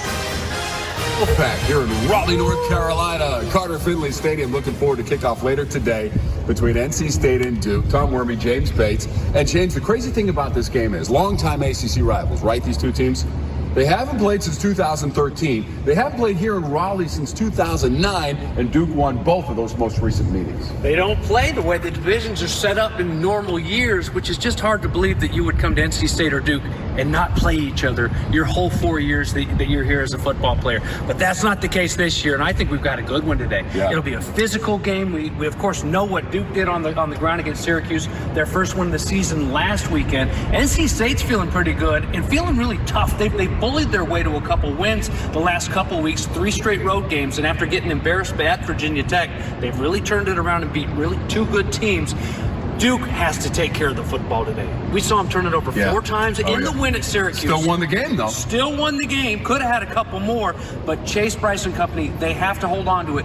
19 turnovers, that leads the nation, and it's not going to win a football game today against NC State. Yeah, they got their first win of the year on the road at the Dome, and their running game, James, was just incredible with Deion Jackson and Mateo Durant. Yeah, it was a lot of fun. Both of them going over 150 and having a good time doing it. The offensive line, they look like the Alabama Crimson Tide running through that Syracuse defense at times. I don't think that'll be the case today, but I do think it'll have a lot to do if they can get that ground game going. Yeah, this should be a fantastic game. Again, they haven't played since 2013, so we're looking forward to kickoff later today.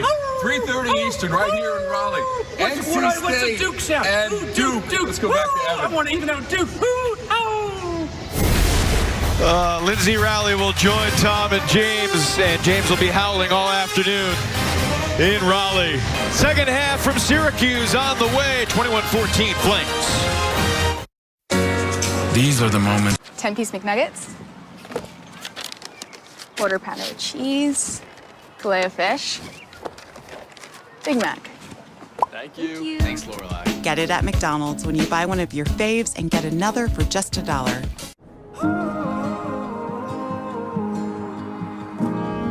Always be ready to seize the moment. When inspiration strikes. Make the most of this opportunity during Mazda's season of inspiration. Get 0.9% APR for up to 60 months and no payments for 90 days. Picturesque fall day here in Syracuse. Back on our halftime report brought to you by your local Toyota dealer. 21-14, Liberty leads on this big Saturday in the ACC. Buck, it's the only Saturday all season where all 15 ACC schools are in action. So you got 8 games today, the 7 conference games, and then the 1 non-league game that we've got here. But 3 noon games, including this one. It's a busy day in the ACC. We're starting it off right. It's fast and furious, and I think it's only going to get that way in this second half. The way these two teams like to play with tempo, I'm looking forward to it. I'm not sure anyone would argue that Clemson is the king of this league, but it's real curious who's going to be in that 2 spot. You saw Miami last week. There's also North Carolina and Notre Dame in the mix. Notre Dame is eligible for the ACC championship game this year. What do you think of that top tier? Miami's going to get better, but I think Notre Dame is a key factor, especially when they play Clemson in a few weeks. I think Clemson is starting to really click on all cylinders. Mac Brown's Tar Heels on the road tonight in Tallahassee. Florida State struggling under Mike Norvell.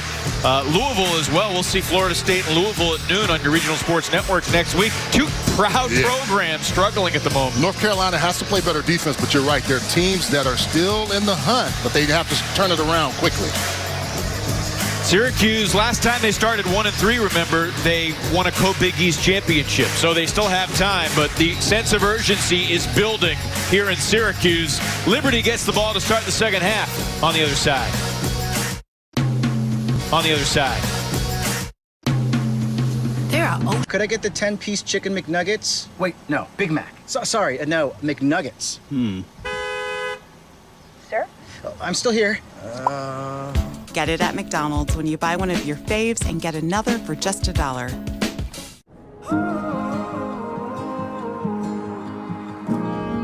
Always be ready to seize the moment.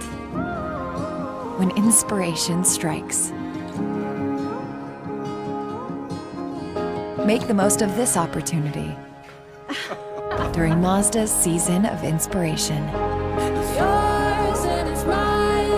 Get 0.9% APR for up to 60 months and no payments for 90 days. Welcome back to Syracuse, where I'm now joined by Coach Babers. Coach, let's start with Rex Culpepper in this offense. How has Rex handled the responsibility today? You know, this game is not on Rex. Anytime you're playing with your backup quarterback, everybody else has to play better. We've had too many penalties in the kicking game. We're not stopping the rush, and we've got to be more productive in short yardage. We can't let a 4th and 1 opportunity go by the wayside. Thanks, Coach. Thank you. Pretty succinct, pretty on target comments there from Dino Babers.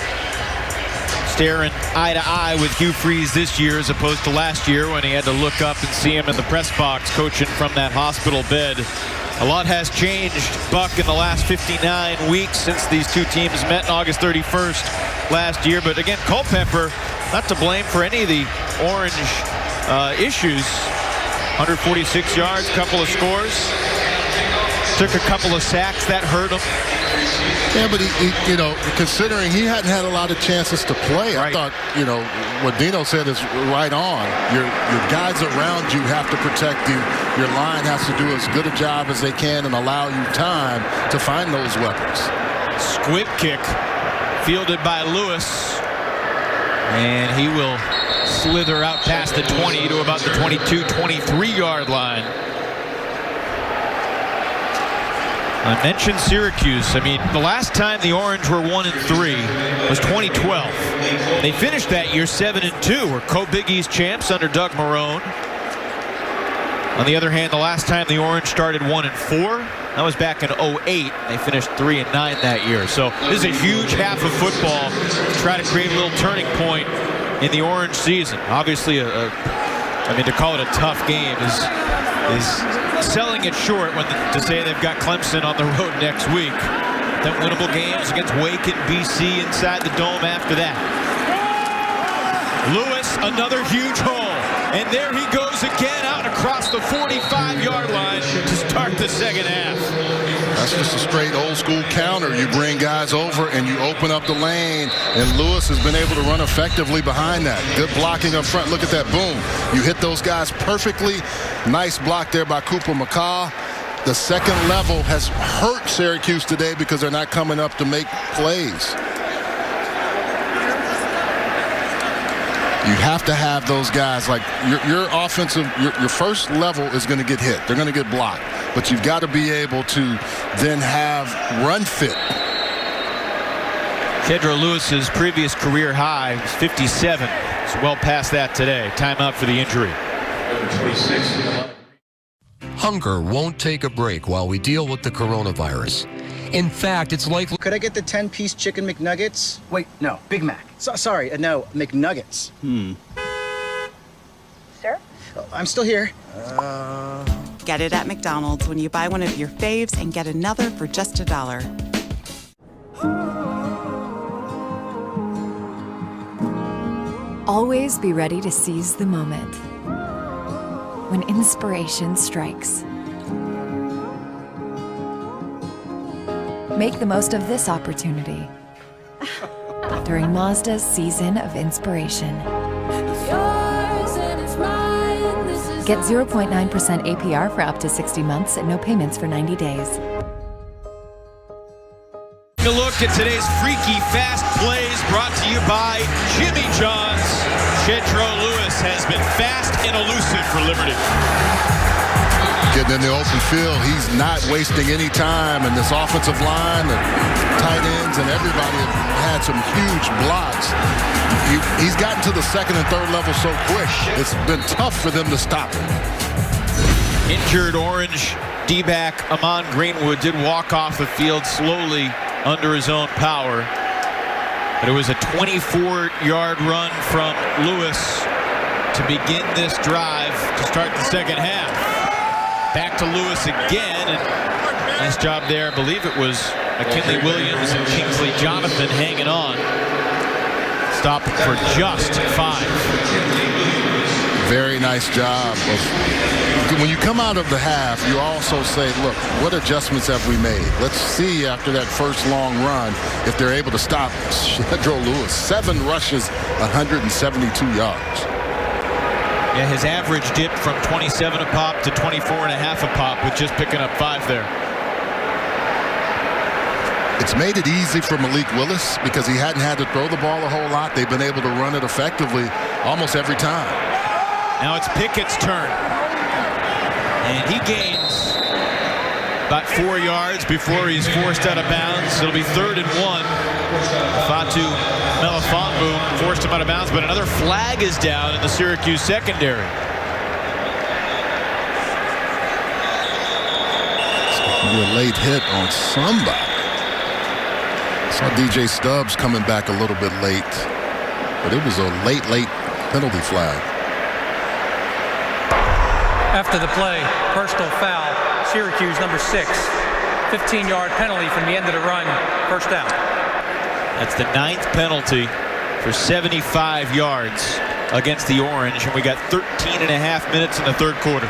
When your defense is getting gashed like they have been getting, then guys get that way, and you've got to find a way not to lose your cool, but to continue to play within the confinements of the game. Why do they get that way? Is it just the frustration? It's a frustration. It's also one of those situations where your manhood is being tested, and you have no other way to express it. And unfortunately, it's a detriment to your team and to yourself, but that's what you revert to. Got to maintain the composure and not go outside the rules to get your revenge. Flag down here at the line of scrimmage as Willis throws it and completes it to Kevin Shaw. Down inside the 10. Beat Garrett Williams to the corner there. We'll check the marker. Believe this one's coming back.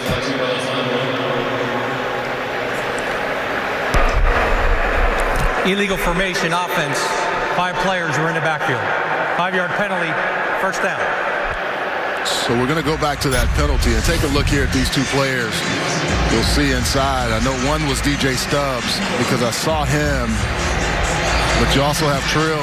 Now, DJ is trying to block, but Trill just gets upset and just flings him. Now, I could say that, to me, that's you're playing and you're trying to evade a guy unless you're going to get him for slamming a helmet. I didn't think that was as egregious as a penalty suggested. Amon Greenwood, by the way, back in the game for Syracuse after going down on the first play of the drive. Pickett with Willis in the backfield. Malik keeps it, fires deep. Open man has the touchdown. It's DJ Stubbs, 36-yard catch and score for the Flames. They beat you with their run game. Now they go back, and DJ Stubbs probably was pushed late on that play that we saw where the penalty flag came.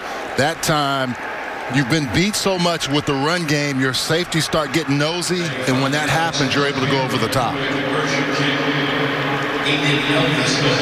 Willis puts it right on the money. Just his 3rd touchdown pass of the season. Barbier makes it 28-14. Strong drive to start the second half, Charles. They beat him on the ground, and then they beat him in the air, beating Greenwood over the top. Stubbs with the score. Introducing Wendy's new Pretzel Bacon Pub Cheeseburger. Nothing will distract you from the pretzel bun and beer cheese. Not even all the comments on the pic you posted of your Pretzel Bacon Pub Cheeseburger. Download the app to order ahead and get Wendy's rewards. Always be ready to seize the moment. When inspiration strikes.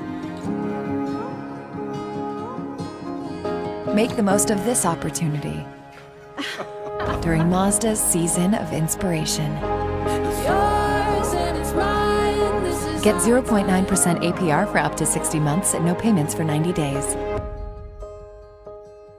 Independent program leading Syracuse out of the ACC by 14 points early in the 3rd. Liberty's closest game against an ACC opponent was a 20-17 loss to Wake Forest a little over 8 years ago. But the Flames have a winning culture. They've had a 500 or better record going back to their Big South days, 14 straight years, and along with Clemson, BYU, SMU, and Coastal Carolina, one of 5 teams in the nation that's now at least 4-0. You got SMU, BYU 5-0 now. Coastal Carolina had a last-second win on Wednesday night. And Evan, I think some people think, well, you just go to a school like that and you get transfers. Well, I think, Hugh Freeze has done the rebuilding projects along his career, whether it was at Arkansas State, whether it was at Ole Miss. And no matter what you think about it, you can do it in a place where they want to be successful. And he's really had a good opportunity with this team to build them to what he sees and what he knows can be successful. Just the 6th touchback of the season for Alex Barbier, the Flames kicker. And by the way, Barbier still has the only penalty on Liberty until that illegal formation on that last drive.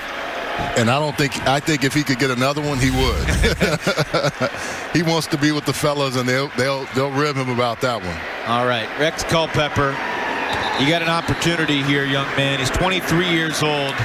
I mean, he talked about how overcoming cancer really put things into perspective. He actually wrote a really poignant column for the Players Tribune. He said cancer really does change your perception of everything instantly. One day you're upset that you're not getting the reps that you want in practice, or that your helmet is too tight, and then you get cancer and it's like, man, it's just amazing to feel the grass on your feet. Makes you appreciate what life is all about, and I think that's the real key in what he's saying. The other thing now with them is that if you're Liberty, you can't sleep on these receivers for Syracuse. They can go by you pretty quickly. Taj Harris and Akeem Johnson have had some explosive plays. You got to pay attention to them in the passing game. Harris at the bottom of the screen. That's where Culpepper's looking. You called it, Charles, but out of bounds. The throw took him there. Although Harris didn't give him a lot of space to throw it to. Well, and I think Culpepper, you have to be, as a quarterback, able to make a better throw where you give him a chance. He almost gets that 1 foot down. I don't know. They may look at this. You have to go where the throw takes you. I think the toe is on the white. But the thing is, that was that, like we used to call that all go, where everybody's running a 9. And these guys are fast enough. The ruling on the field is a completed catch. 1 foot was inbounds. First down, Syracuse. Presumably they'll take another look at this. Over on the Liberty sideline, Hugh Freeze was waving his arms as if to indicate incomplete. Yeah, I want to see it again. The previous play is under further review. Because they called it a catch. They have to have evidence to overturn it. He goes up. And he comes down. It looks like white on white. That's why I thought initially right away he was out of bounds. 39-yard completion hanging in the balance here. It's like I don't see almost any green. And to your point, the big toe looks to be out. If his shoe size was about 2 smaller, that would have been in bounds. Well, I wear 15, so I would have been way out of bounds. But good effort, and I think just a little bit too far over is the throw that takes him there. And Taj does a nice job of almost making that a catch. I just don't think they're going to be able to keep this to uphold it. But again, this offense can explode pretty quickly, and they've given Rex some time to throw the football back there. They're going to need some of these chunk plays to get themselves back in position and cut this score down. That's the thing with Syracuse. They haven't played clean from a penalty standpoint, but they've got turnovers. They've had explosive plays, but they haven't been able to stop the run. Similar story to last week. You know, when people talk about let's spread this, let's do that, but the key to football is always what can you do in the trenches? What can you do on the run game? Can you run the football and can you stop the run? And oh, by the way, can you tackle? And that was an issue for him. Today, it hadn't always been just tackling. It's been big hole, big run, and running backs taking it a long way. Yeah. I read his lips, no catch. After further review, the receiver's foot was out of bounds when he possessed the ball. Therefore, it's an incomplete pass. It will be 3rd down and 4 from the 31-yard line. The clock is correct, and we'll start on the snap. Just give him a little bit more room if you want to be picky. If you're in the quarterback room and you're watching that back next week or tomorrow, is what Sterling Gilbert would tell Rex Culpepper. Just give him a little more room so we can make that completion. Cooper Lutz is the Syracuse running back right now. Redshirt sophomore from Reading, PA, standing alongside Culpepper on 3rd and 4. Cuse 1 of 7 on 3rd downs. Make it 2 of 8. Harris across the 40, dives out beyond the 45 to the 48-yard line. 1st down, Syracuse. I really like how he attacks the defense after he catches the football. Nice throw by Rex. He gets it out quick, gets it to him, and then Taj Harris does the rest after that. Harris going deep. It's the tight end instead, Benson. And Javon Scruggs in the coverage for Liberty. Good defense there by Javon Scruggs. Running stride for stride and not letting the big man get back on the track of where the ball is going to go to. So last week, Charles, Syracuse got into a habit of throwing the deep ball, and they didn't connect all that much. But we've seen these short passes, the quick ins, the slants, be more effective for the Orange. They'll try it, but they need to also, like you said, pick up those shorter plays, and this is a nice one right here by Lutz. First carry of the day for Cooper Lutz. Takes it onto the Liberty side of the field and creates a 3rd down and 3 from the plus 45. 7-yard gain for Lutz. And now another key 3rd down for the Syracuse offense. Really good blocking there by the right side of the line of scrimmage. Offensive line, excuse me, and they were able to really give him some room to run. Liberty confused with his personnel. For a second, Darrell Johnson came charging onto the field, then he retreated back to the sideline. Got there before the snap. Syracuse sets up the screen, but Harris gets crushed. Anthony Butler drilled a gain of just 1. It's 4th and 2. I like how Harris popped up because he could have gotten hit even worse. You cannot be this late on the inside middle screen. And Butler sees it and recognizes it just right there. Listen. Clean hit, just effective hit on that play. Orange 1 of 2 on 4th down today. Play clock at 11 for Culpepper. They need 2. Quick throw, complete down past the 40 for the Syracuse 1st down. It's Johnson this time, Nykeem Johnson. A huge 4th down conversion. So the way the day is going, they can't pick up 3rd down, but they can pick up 4th down. Nice play. You run one guy off. Nykeem Johnson comes on the outside. He's right there. Nice connection between those two. Back to Lutz on the ground. And a flag is thrown as he picks up a couple. Thrown down by Chibuzi.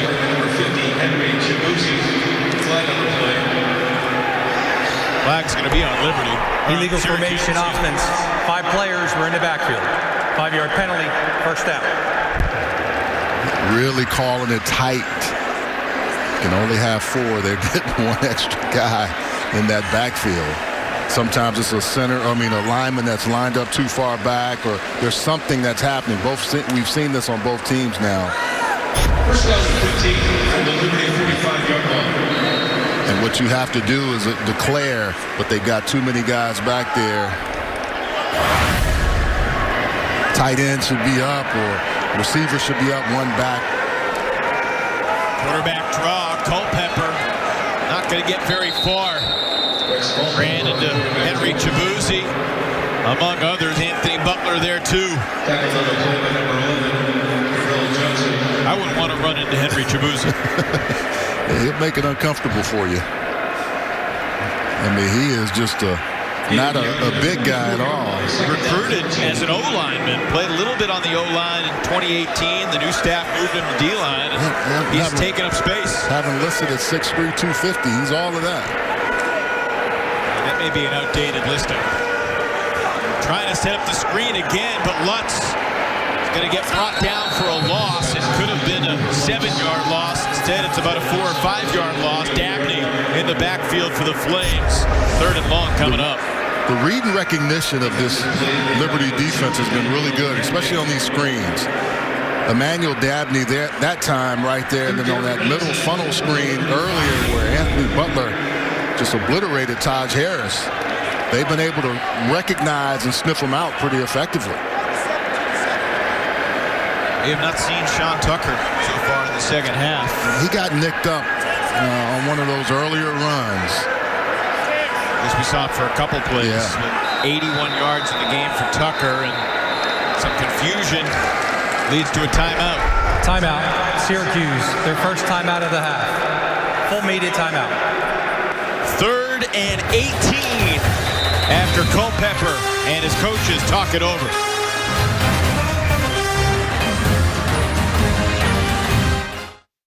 Could I get the 10-piece chicken McNuggets? Wait, no, Big Mac. Sorry, no, McNuggets. Sir? Oh, I'm still here.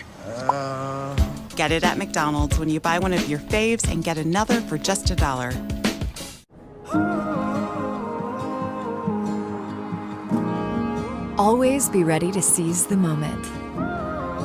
When inspiration strikes, make the most of this opportunity during Mazda's Season of Inspiration. Get 0.9% APR for up to 60 months and no payments for 90 days. DC Football, brought to you by Yellowwood brand pressure treated pine. If it doesn't have this yellow tag, you don't want it. Your local Ford dealer. And Z-Max Micro Lubricant, available at Advanced Auto Parts. Back where we are live from the beautiful, newly renovated $118 million project of this Carrier Dome. There's so much to love about it, and even though they call it the Loud House, and there's not 40,000 fans in here making it a loud house, the new state-of-the-art sound system is providing plenty of noise here today. And guys, what's really cool is this really large indoor center hung system, the second largest in the U.S. I know that you two up there in the booth have a better view of it than I do from down here, but let me just say, the video is so crisp and so awesome. Yeah, brand new skyline view of the steel truss above the dome, and wonderful video board that they're not really exploring the studio space I of was it yet. worried earlier when I was on there we may break it.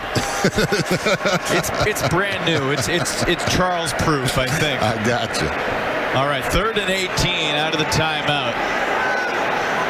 They need to get all the way down to the 30. Culpepper steps up. He's got time. And he completes the pass for the moment, but it was broken up. Marcus Haskins. Yeah, Justin Barron is coming across, and it takes a little while. Good protection. He waits and holds it. Marcus Haskins. That would have been the first career catch for Justin Barron, one of the top recruits out of Connecticut, if he could have held on. And Haskins is fortunate he didn't get that face mask and pull it around, where they would have had a penalty on that particular play. Shedro Lewis standing at his own 7. 5th punt of the day for Cooney. Fair caught at the 6.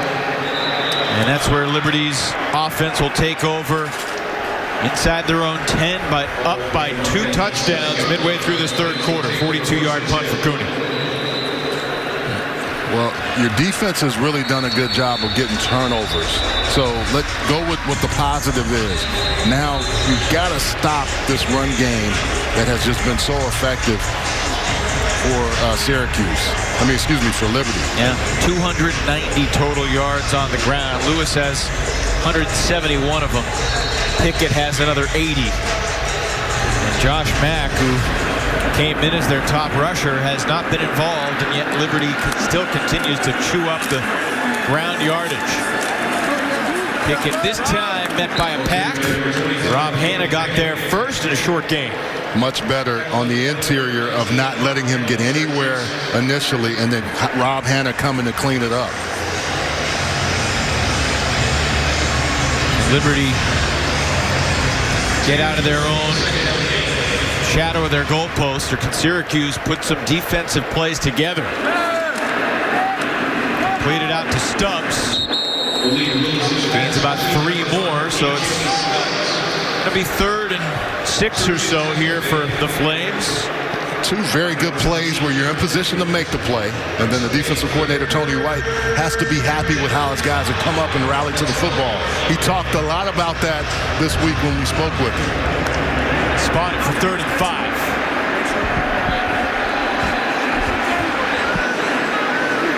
Feels like a gargantuan moment for the Syracuse defense right here.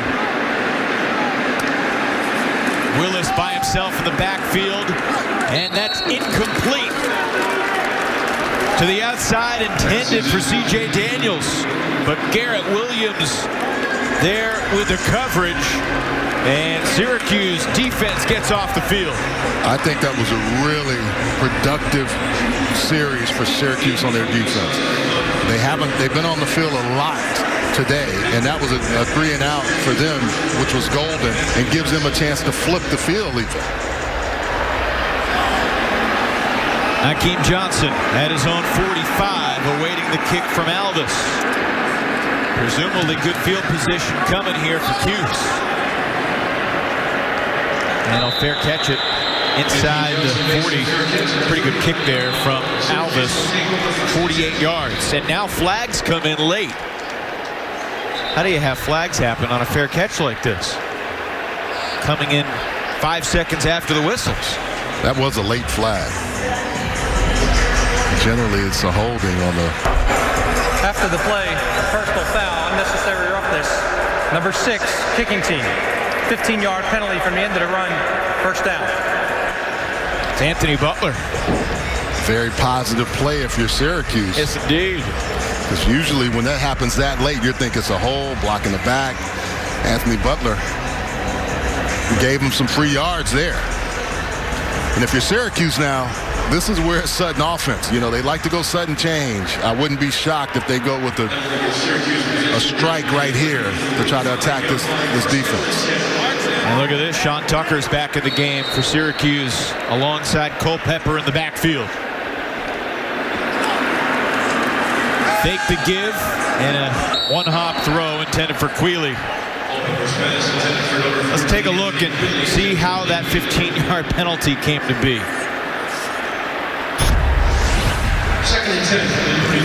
Anthony Butler, number 6. Yeah. Sold well. Yes, it was. Orange will take it. Culpepper's throw tipped and almost picked. It was Butler, the man called for the penalty that nearly had 6 going the other way. So many times you pull this linebacker out of the position, but if he stays there, this is the chance for an interception by Anthony Butler. Hit him in his hands. He had 2 interceptions versus North Alabama. Got a lot of stats on the year, and he's a guy that brings it from that middle linebacker position for Liberty. Another 3rd down and long. Culpepper short-armed it, and it's intercepted. Chris Megginson lays out, takes it away for the Flames as Syracuse turns it over for the first time. One of the longest throws in college football when you're on the other hash and you're trying to come back over here. You've got to throw it with some authority, and it didn't look like the ball came out clean for Culpepper. Megginson, see, he's on that hash. He's coming to this hash. Megginson reads it, stays underneath, and just slinks and goes to the football. Even if he's not there, that ball is not completed.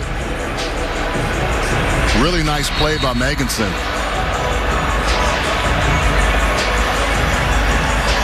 His first pick of the season. Liberty defense forced 6 turnovers their past 2 ball games. First takeaway today. course, the stop on 4th and short doesn't count as a turnover, but that was a huge play, too. Now Lewis, and he's hitting the backfield and spun down by Trill Williams. Yeah, really nice design here. If you're going to keep beating us with the run, I'm going to bring 6 late on the run blitz, and this is how you come through the alley. If you're a defensive guy, you just say, okay, I'm flying through there. I see nothing but one in me, and I'm going to take him down. Good job by Trill Williams. Loss of 3 on first down for Liberty.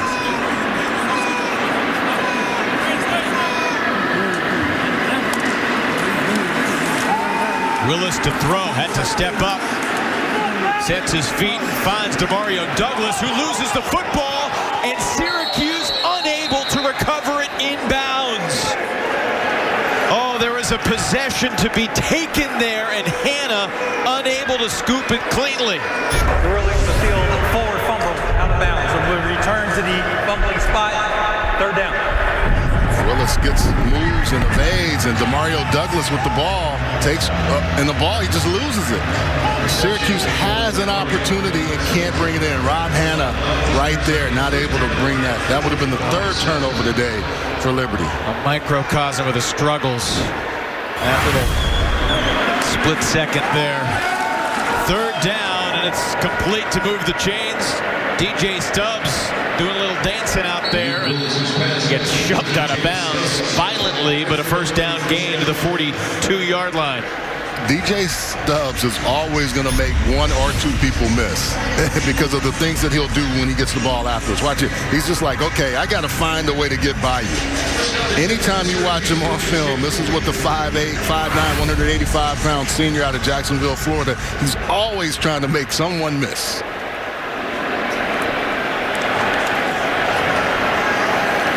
Liberty now starting to use that clock against Syracuse. They don't have to rush. Remember, they had tempo earlier. Right. Now they're just saying, hey, look, we're going to take our time and keep methodically marching down the field. Take an extra 10, 20 seconds off the clock. Shorten the game with a double-digit lead. Lewis brought down that time by Curtis Harper.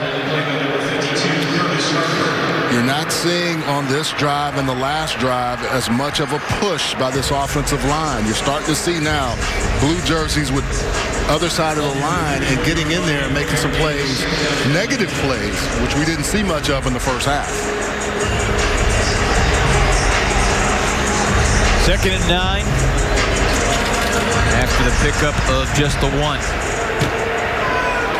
Liberty trying to get to 5-0 for the first time since 2008. Long before they were in the bowl subdivision. Nice throw by Willis. Finding the pocket against the zone was C.J. Daniels. Another nice chunk in between Williams and Carter for the first down. Talk about this line keeping you clean. 4 rushers and everyone picked up. Given plenty of time to Willis. You have Chris Baird running the underneath and then over the top. Really nice setup and design on that play. When Malik Willis sets his feet, he can really sling it. He really can. He steps into it, throws it effectively. Play action. Pressure coming. And good coverage, but completed anyway to Daniels. Garrett Williams was in his back pocket. Daniels made the catch under pressure. Daniels fought and took that one away. And part of what Malik has to work on and consistently, what Hugh Freeze says, is just fundamentals and technique. Right here, he sets his feet, throws it with authority. You know he has a strong arm, but he doesn't always put it on with accuracy. Daniels with a nice catch, though. 9-yard gain. Willis doesn't really put that mouth guard all the way in. Just kind of the Steph Curry free throw look right there. Up the middle, Peyton Pickett, touchdown Liberty. 16-yard burst up the middle. The Flames are pouring it on here in the Dome. You could see that one coming, Evan. Pickett, what does he do? 1 step and go. He's not a guy that's going to do a whole lot of dancing. 5'8", 220 senior out of Arlington, Texas. But when he decides to go downhill and turn those shoulders, not a whole lot you're going to do to stop him.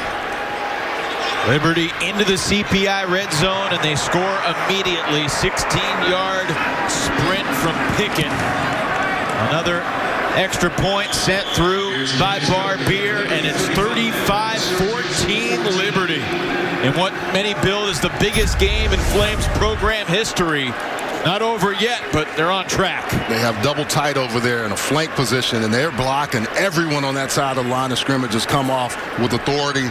And watch Pickett. See, you have everyone blocked up. No blue jerseys that you can think of. And then when he sees the hole, see that one cut and go?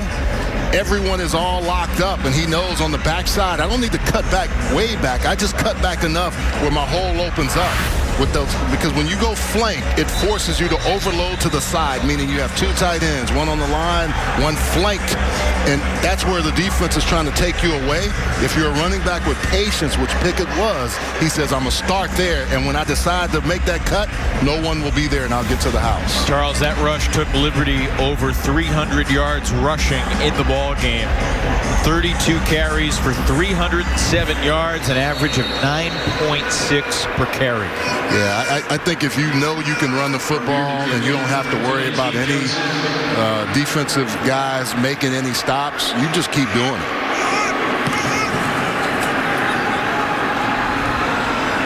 This is Mackenzie Pierre getting an opportunity on special teams.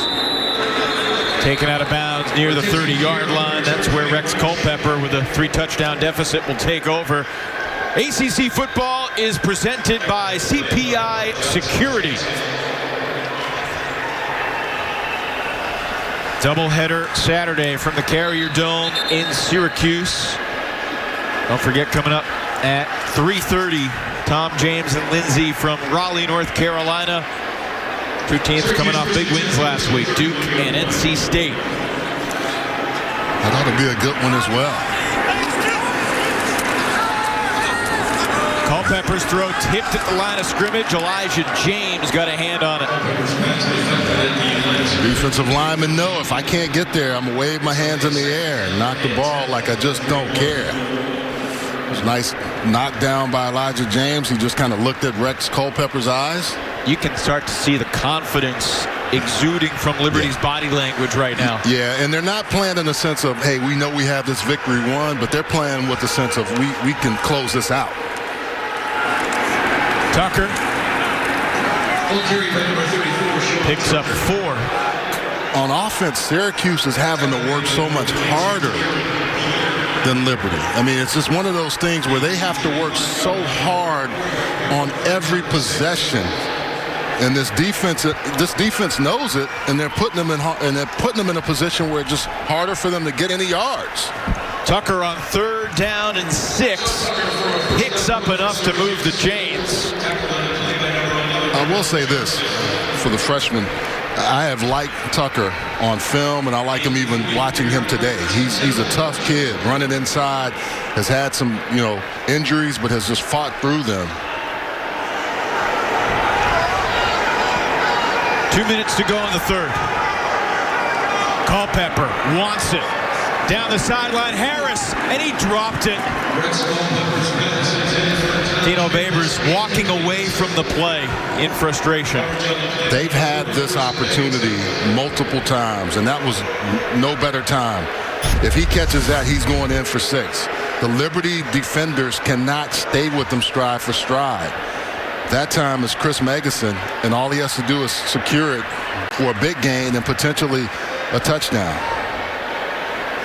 Taj has to come up with that one. That hurts the entire team, obviously, because of the drop. But when you see a guy like Harris make that mistake, that really stings.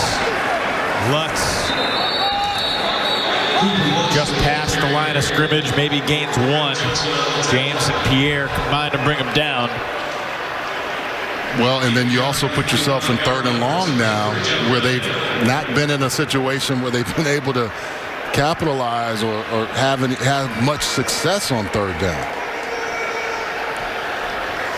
And that hasn't just been today. That's been an issue all season long. They're 16 of 72 on 3rd downs on the year, 3 of 12 today. 3rd and 9. Culpepper running out of time. Aaron Pierre gets home for the Liberty defense, bringing down Culpepper for the sack. This is where the sacks come into play because you have so much, you have to hold the ball so much longer. You know your defensive backs are going to do their job. This defensive front gets off the ball and they know, let's get to the quarterback.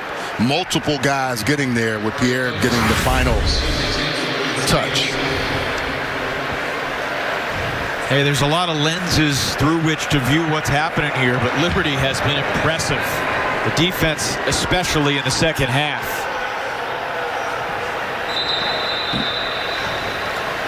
I'm going to say this, watching them on tape, the offensive line stood out to me right away. Yeah. That was the one thing that I just said, oh, okay, I can see that. But they are just a team that they believe in themselves too. That's the other thing. They're winning, and when you get on a roll, you start believing, okay, we're in a position where we feel comfortable. We know what we can do. And now we've done it against a conference that we haven't been able to. But I think they just start looking like, hey, we're playing whoever we play and really playing effectively.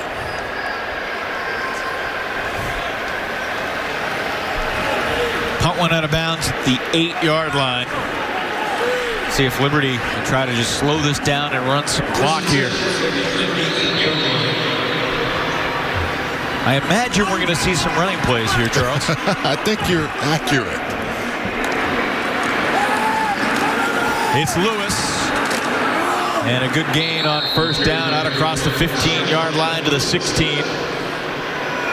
Koba makes the stop after a pickup of 7. And what will likely be the final play of the third.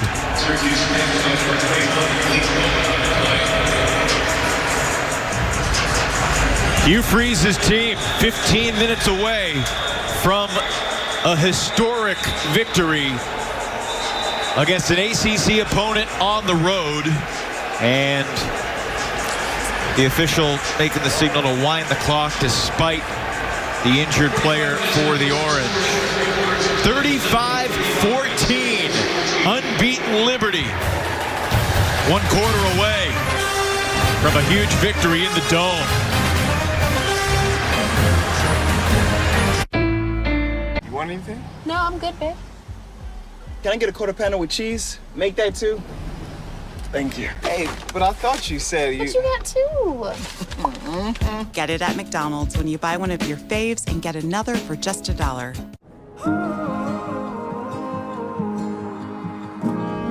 Always be ready to seize the moment. When inspiration strikes. Make the most of this opportunity during Mazda's Season of Inspiration.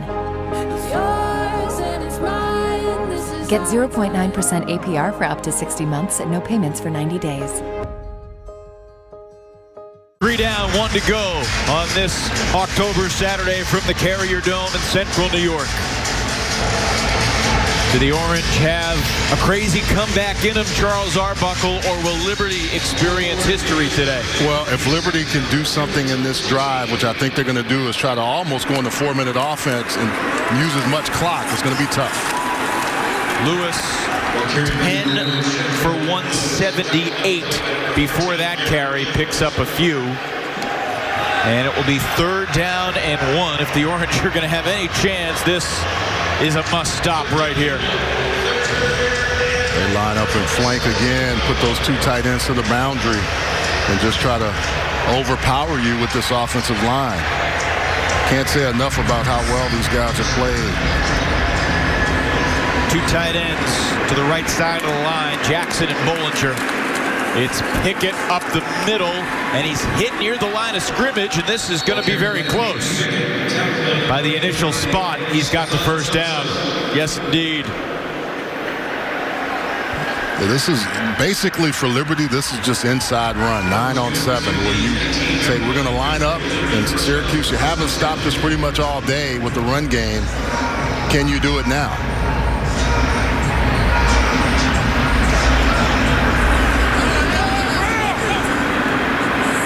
Taking time off the clock. Little flip pass, short to Douglas.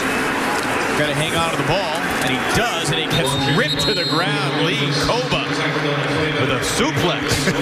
Lee Koba got him in his sights. Demario Douglas thought he had him evaded. And he said, I'm going to, no, I got you. Okay, let's go. And all my friends are going to join me here. Really good play by Koba of staying with it. And Douglas of not losing the football. Feeling good about himself after that. That's a heck of a mouth guard, right? A spinner mouth guard. Not the kind that you see on the road, but out of the mouthpiece. I like it. The hubcap yeah, the spinner. Mouth guard. Trues and vogues. Taking the play clock down to 1. Well done by Willis. But he's hitting the backfield and drilled by Koba again. Lee is flying around right now. He says, I got the spinners working, and I'm coming after you. Yeah, I am.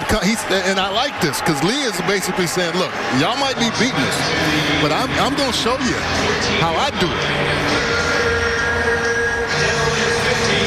3rd and 15. Koba out of Parkland High School in Winston-Salem. Mostly special teams last year after he was named the USA Today North Carolina Defensive Player of the Year as a high school senior in 2018. And let the play clock wind down. Pressure coming. Short pass. Lewis missed a tackle. Lewis brought down shy of the first.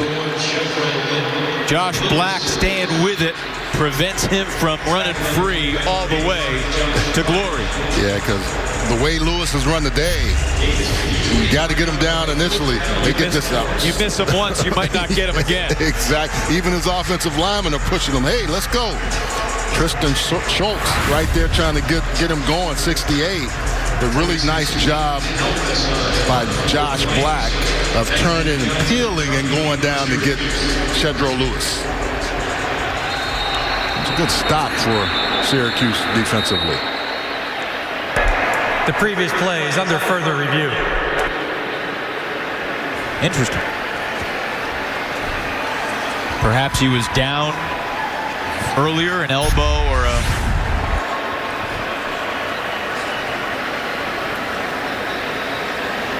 They got him down. Are they just looking at the spot of where he went down? They spot it right around the 25. May have been a half-yard shy. I'm wondering, perhaps a targeting call. I would say if they're targeting review, it doesn't look like it to me. We've had, I don't think they're going to call out. After further review, the previous play stands as called.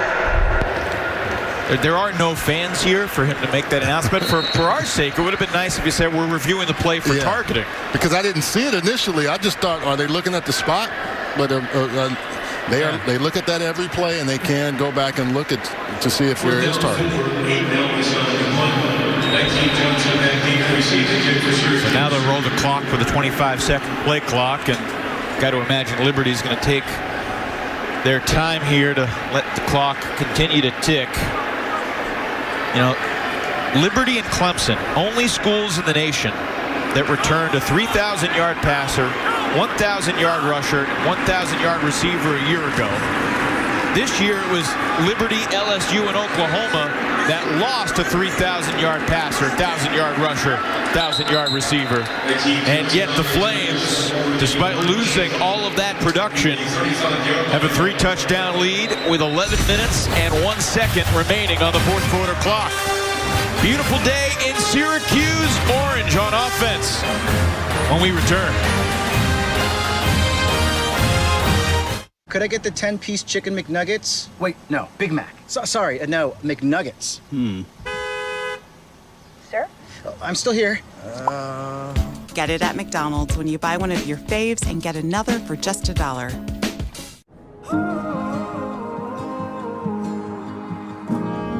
Always be ready to seize the moment. When inspiration strikes, make the most of this opportunity during Mazda's season of inspiration. It's yours and it's mine. This is Get 0.9% APR for up to 60 months and no payments for 90 days. In 7 years, Duke coming off a win at the Dome last week, and NC State back-to-back wins over Pitt and Virginia for Dave Doran's Wolfpack. Tom Wormy, James Bates, Lindsey Rowley will have all the action for you from Raleigh at 3:30. Clemson in control at the moment against Georgia Tech. Miami's got a 9-point lead early in the fourth against Pittsburgh. And Charles, the Syracuse team goes down to Clemson last week, and you might think, well, how's Dabo going to motivate his guys for this Orange team? But Syracuse has been one of the pesky thorns in Clemson's side over the past several seasons. They were the last ACC team to beat them. Taj Harris across the middle. I don't think Dabo is going to take that one lightly. But looking at that Duke-NC State game, I can remember years ago, Russell Wilson facing off and Thad Lewis going back and forth. So I've seen some really good Duke-North Carolina State games in the past. Sean Tucker to midfield. Brought down by Trayshawn Clark. Yeah, the Atlantic Division of the ACC is 1-30 against Clemson since 2015. Syracuse has that lone win against the Tigers in the last 5 years. Complete to Harris. He's pushed out of bounds by Meganson. Clemson hangs on today. They're up by 50-something last I checked. It's going to be their 34th consecutive ACC regular season win. Really understanding how to dominate your opponent. And they do it about as well as anybody in the conference. And the country. Yeah.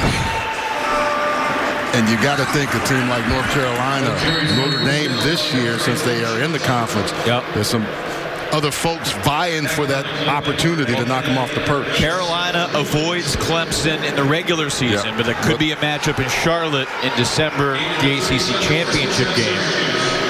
North Carolina's going to have some tough tests before that. It's Notre Dame and Miami. Complete to the outside for Quealy. Syracuse trying to move quickly here, down under 10 minutes. I got to say, I've been a little skeptical of North Carolina in terms of how good they were. But the offense last week, albeit against a depleted Virginia Tech team, the way they ran all over the Hokies, I was impressed. Their defense has to improve, but they can score points on offense, and I agree with you. That's what you have to do if you play Clemson. You know Clemson's going to score. You've got to match some of those scores if you're going to play them. And Clemson, while they've been great, does have some youth on the defense, and you saw it last week. I think their linebacking crew is working into themselves, and their defensive front, they've got some really young players, highly talented, but still one of those things where you want to see how that shakes itself out over the course of the season. Culpepper barking out the play. Fakes the give to Tucker. Looking for the end zone. Quealy, he's got it. Touchdown, Syracuse. 21-yard strike from Culpepper. Evans, this offense can score. That's the one thing they can do, and they can score quickly. That time, they had opened it up and said, look, we're going to let you find open receivers, march down the field.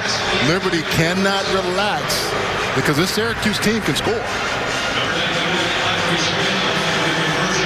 I think that's what Dino and Sterling Gilbert have been looking for all day out of the receivers to work with Rex Culpepper. Nice drive. 7 plays, 65 yards, in just over 2 minutes. Brings Syracuse back within 2 touchdowns with 8:45 to go. Third touchdown pass of the day for Rex Culpepper. This guy's a battler. Don't count him out just yet.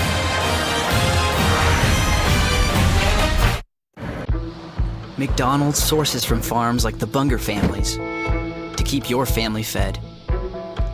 So we're not only feeding communities, we're helping grow them.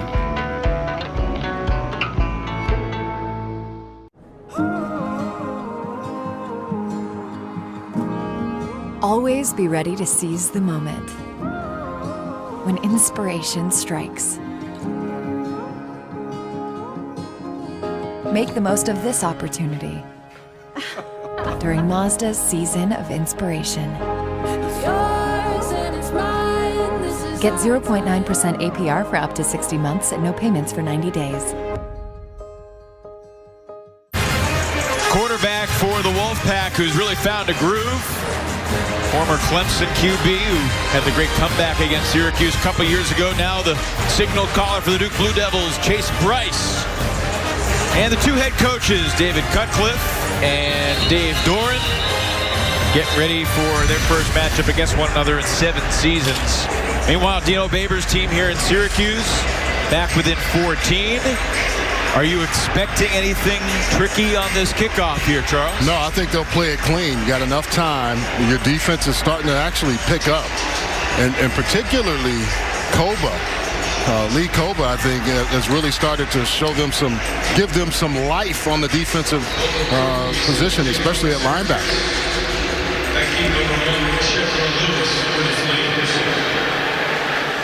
And they are going to try an onside kick, and it's recovered by Liberty. Nicely done there, scooped up by Liberty's Brody Brum. Evan, I don't like that right there. I think still you have an opportunity to kick it deep and play your defense. And now a quick message from Works Landroid. Works Landroid robotic lawnmower. Enter to win at winalandroid.com. The future of lawn care is here. You can't give this Liberty team such a short field, in my opinion. That's why I thought kick this thing deep, even squib it, but you give yourself a much shorter opportunity where Liberty's offense has not played as well on those last few possessions. 313 yards so far. Oh, well, 311 yards now as they force the loss of a couple. Michael Jones in the backfield there. Where has this defense been? Syracuse takes a timeout. Timeout. Syracuse. Full media timeout. Dino Babers stops the clock. That's his second timeout. He's got just one left. 2nd and 12 when we return. 14-point lead for the Flames. This month, Halloween is on. McDonald's sources from farms like the Bunger families to keep your family fed. So we're not only feeding communities, we're helping grow them.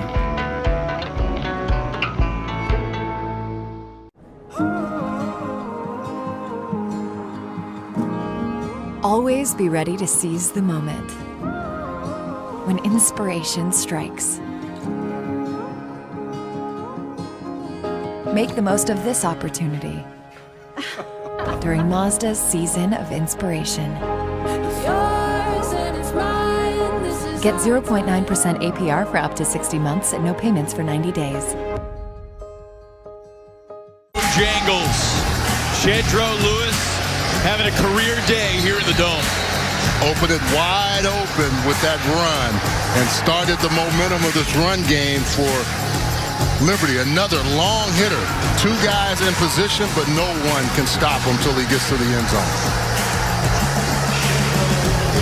Breakaway speed to the sophomore from Florida. Enrolled early at Liberty after graduating early in December 2018. Immokalee, same hometown as Edwin James. There's a lot of talent down there. Yeah, they do. Muck City. 2nd and 12. Willis gonna throw it, and he's got a wide open man. Goodness, Johnny Huntley was uncovered. This was a really nice route design because you're worried about Shedro Lewis, and Huntley just sneaks out in the same area. Everybody's worried about number 1, and they forget about number 0. Second catch of the day for Huntley. He's going to sneak over there, and you're going to see before this, Shedro Lewis works himself out, so it takes everybody out of that picture because they're so concerned with it. Huntley just gets caught in that little area. Nice throw by Malik Willis to him. By far the longest catch of the year for Huntley, 28 yards. And Liberty lets the play clock wind all the way down, and Willis gets to the edge, takes it inside the 10. The patience of Willis and the ball handling skills open this play up. because he's holding it for so long, and Lewis, who has run effectively in the middle, and then when he sees the defense suck completely down, he's outside. We talk about ball handling skills. Look at this, how he waits all the way till he's by him. He lets him go, and the defense thinks, oh, Lewis has the ball. No, he doesn't. And it's tough to tell Jeff Canton-Arku to play that a whole lot differently other than just get faster, kid. he was there and just got beat around the edge. Here's Pickett up the middle. Spun down after a couple. Yeah, you got the thunder and lightning. Pickett is just one cut and go. Very compact. Shedro Lewis today has been the speed of that. Hits you with quickness. Nearly 700 yards rushing allowed in the last 2 weeks. And they got Travis Etienne next week. And it's not a situation when you watch them that they're not trying. Sometimes it's schematic, sometimes it's just guys not in position. But also today, it's been guys moving you out of position and not allowing you to do what you want to do. Second down and goal from the 8. Young running backs, if you're watching at home, this is what I talk about with patience. And it's not the kind that Le'Veon Bell, because it's a whole nother level. But this right here is what sets up great runs. He gets to the line of scrimmage and knows, okay, if my line does what it has to do, I'm going to be able to go right or left. And when he hits left, he gets it and hits downfield. A lot of times you see young running backs just run full speed into the back of their lineman. That time, Pickett shows you a textbook example of patience as a running back. Got to think if Liberty's short here, the field goal unit comes on to make it a 3-possession, 17-point game. They've got a third down play here. Pickett up the middle, near the goal line, but stopped short. Jeff Canton-Arku.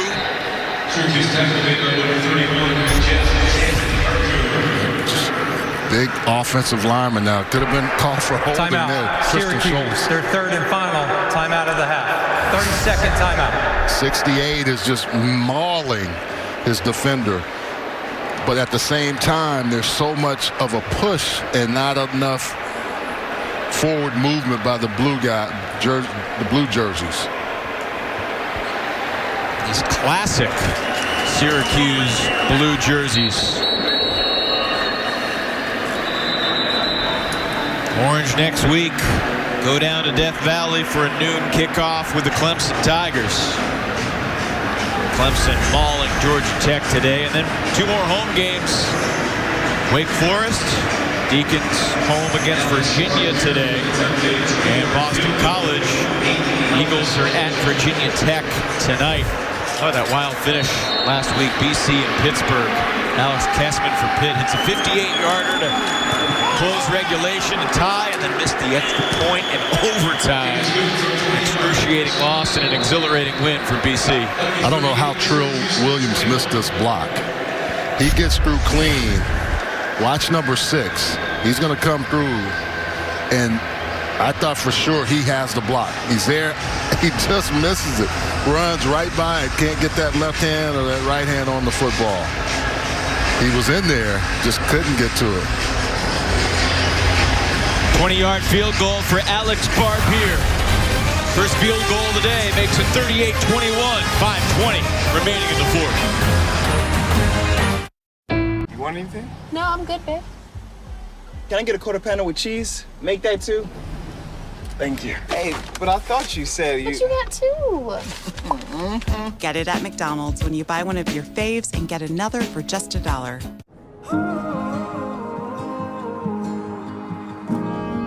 Always be ready to seize the moment. When inspiration strikes. Make the most of this opportunity during Mazda's season of inspiration.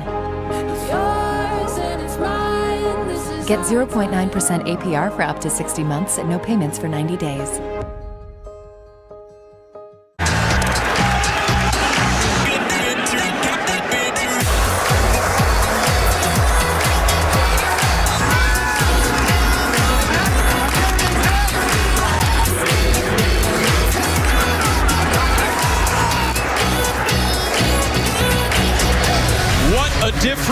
a year makes. 59 weeks to be exact since Syracuse won in Lynchburg 24-0.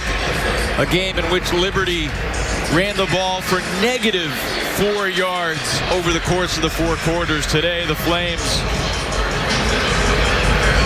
closing in on 400 yards rushing.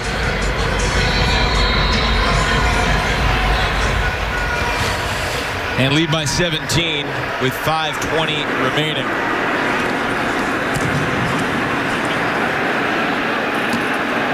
From the 7.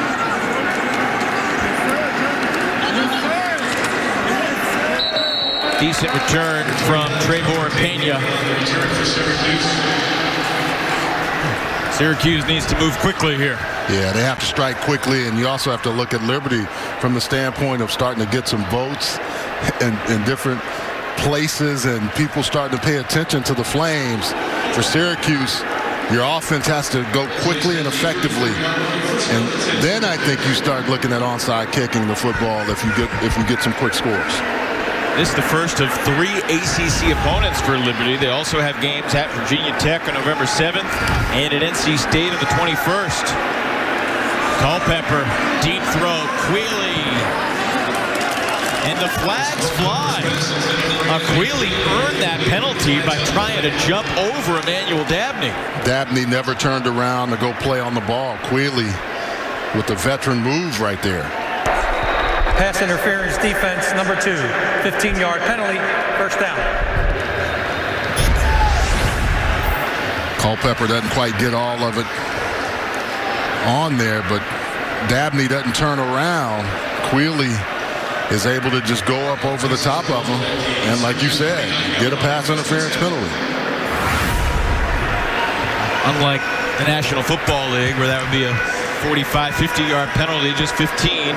Culpepper, flat-footed, airmails one looking for Harris. A couple of times today, the ball has come out a little funny out of his hands. Well, we kind of expected that we might see one of the Syracuse freshman quarterbacks, either Dylan Markowitz from McKinney, Texas, or Jacobian Morgan from Canton, Mississippi. 2 guys that are tall.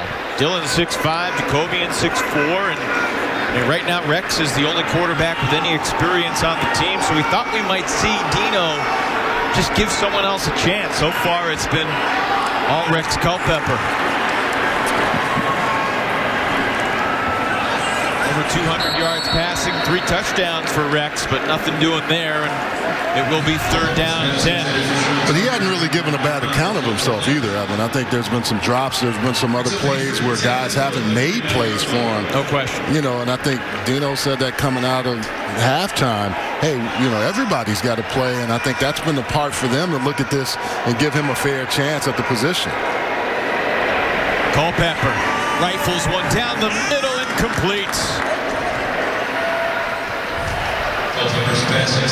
Courtney Jackson unable to haul it in. Initially, I thought Courtney Jackson was going to be able to get across the field and make that catch. He was open. Yeah, Culpepper threw it in the spot where he knew he was going to be. The two of those guys couldn't connect. 4th down and 10.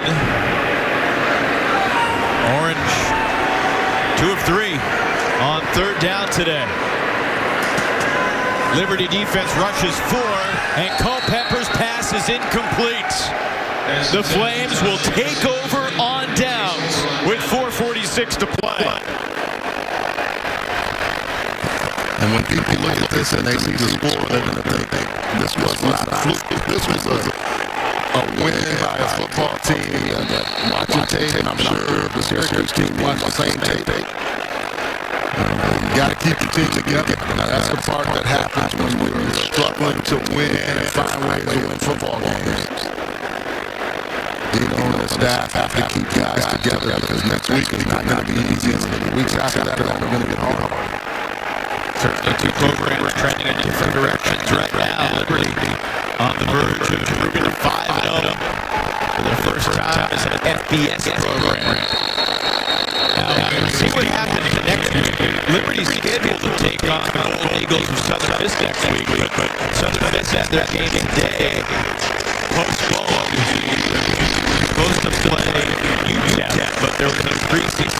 because this is such a miss. So there's some uncertainty, obviously, about next week. If by some chance they didn't play next week, we have the next game, unless they schedule one for October 31st, to be at Virginia Tech. November 7th, Lane Stadium in Blacksburg. Don't forget Duke NC State coming up at 3:30. Rather early Saturday, this Duke NC State game. The Wolfpack looked like a team that could be pretty special. They've already got 3 ACC wins in the wake in a high-scoring shootout. They got Pittsburgh and Virginia the last couple of weeks. Watching together after the Boston College game. I'm not sure how they look against the Virginia Tech team. And then they just really come on in the last few weeks. Devin Leary is sharp. They've got massive defense. I love all the games here. So I like that stadium. You get the different venues in the ACC, and I've always thought Arizona State should be a better program and consistently winning. And you start to see they want to try to get that thing turned around. Pretty good clock line in third or fourth, and G3 takes a timeout. Timeout. Liberty, their first timeout. 30-second timeout. We haven't seen Malik Willis try to do too much today, but look at the stat line. He's 16 for 20 for $182 and 1 TD. This is after last week, but he was 11 for 29. I think he's a little rusty since coming back from that elbow injury. And he looked much more comfortable with the offense today. And he really hadn't had to make a lot of throws. If you think about it, he's been able to just kind of pick the poison and 5 different open receivers. The run game, they've relied on, and he hasn't had to do a whole lot of that. The load has been handled mainly by Chester Lewis and Kevin Bacon. After that 11-29 performance, coming off the injury, he said he was watching film of himself, and he just kind of said to himself, come on, what you doing, man? You got to get that. He said, you can get that 10 and 10. This is Malik Willis talking to himself.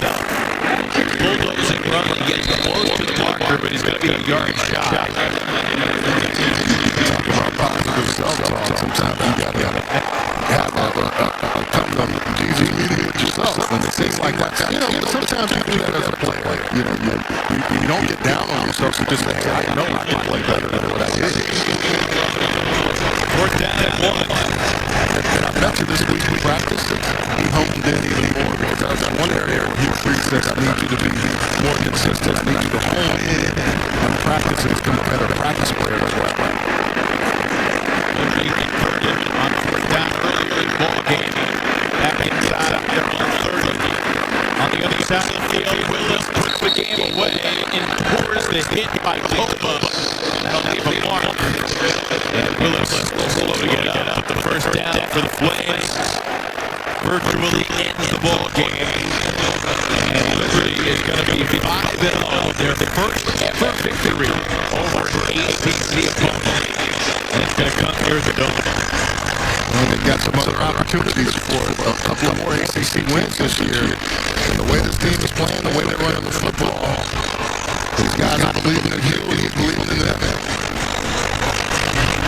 He made the right decision to leave the AL.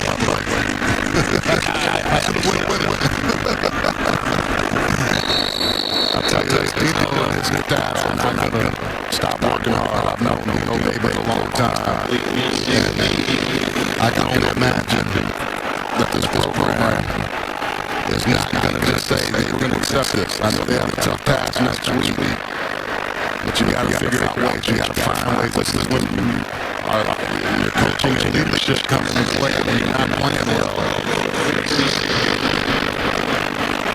Liberty became the 130th fully certified FBS team in the nation. And the bowl game in year 2. They're going to knock off a Power 5 program on the road in year 3.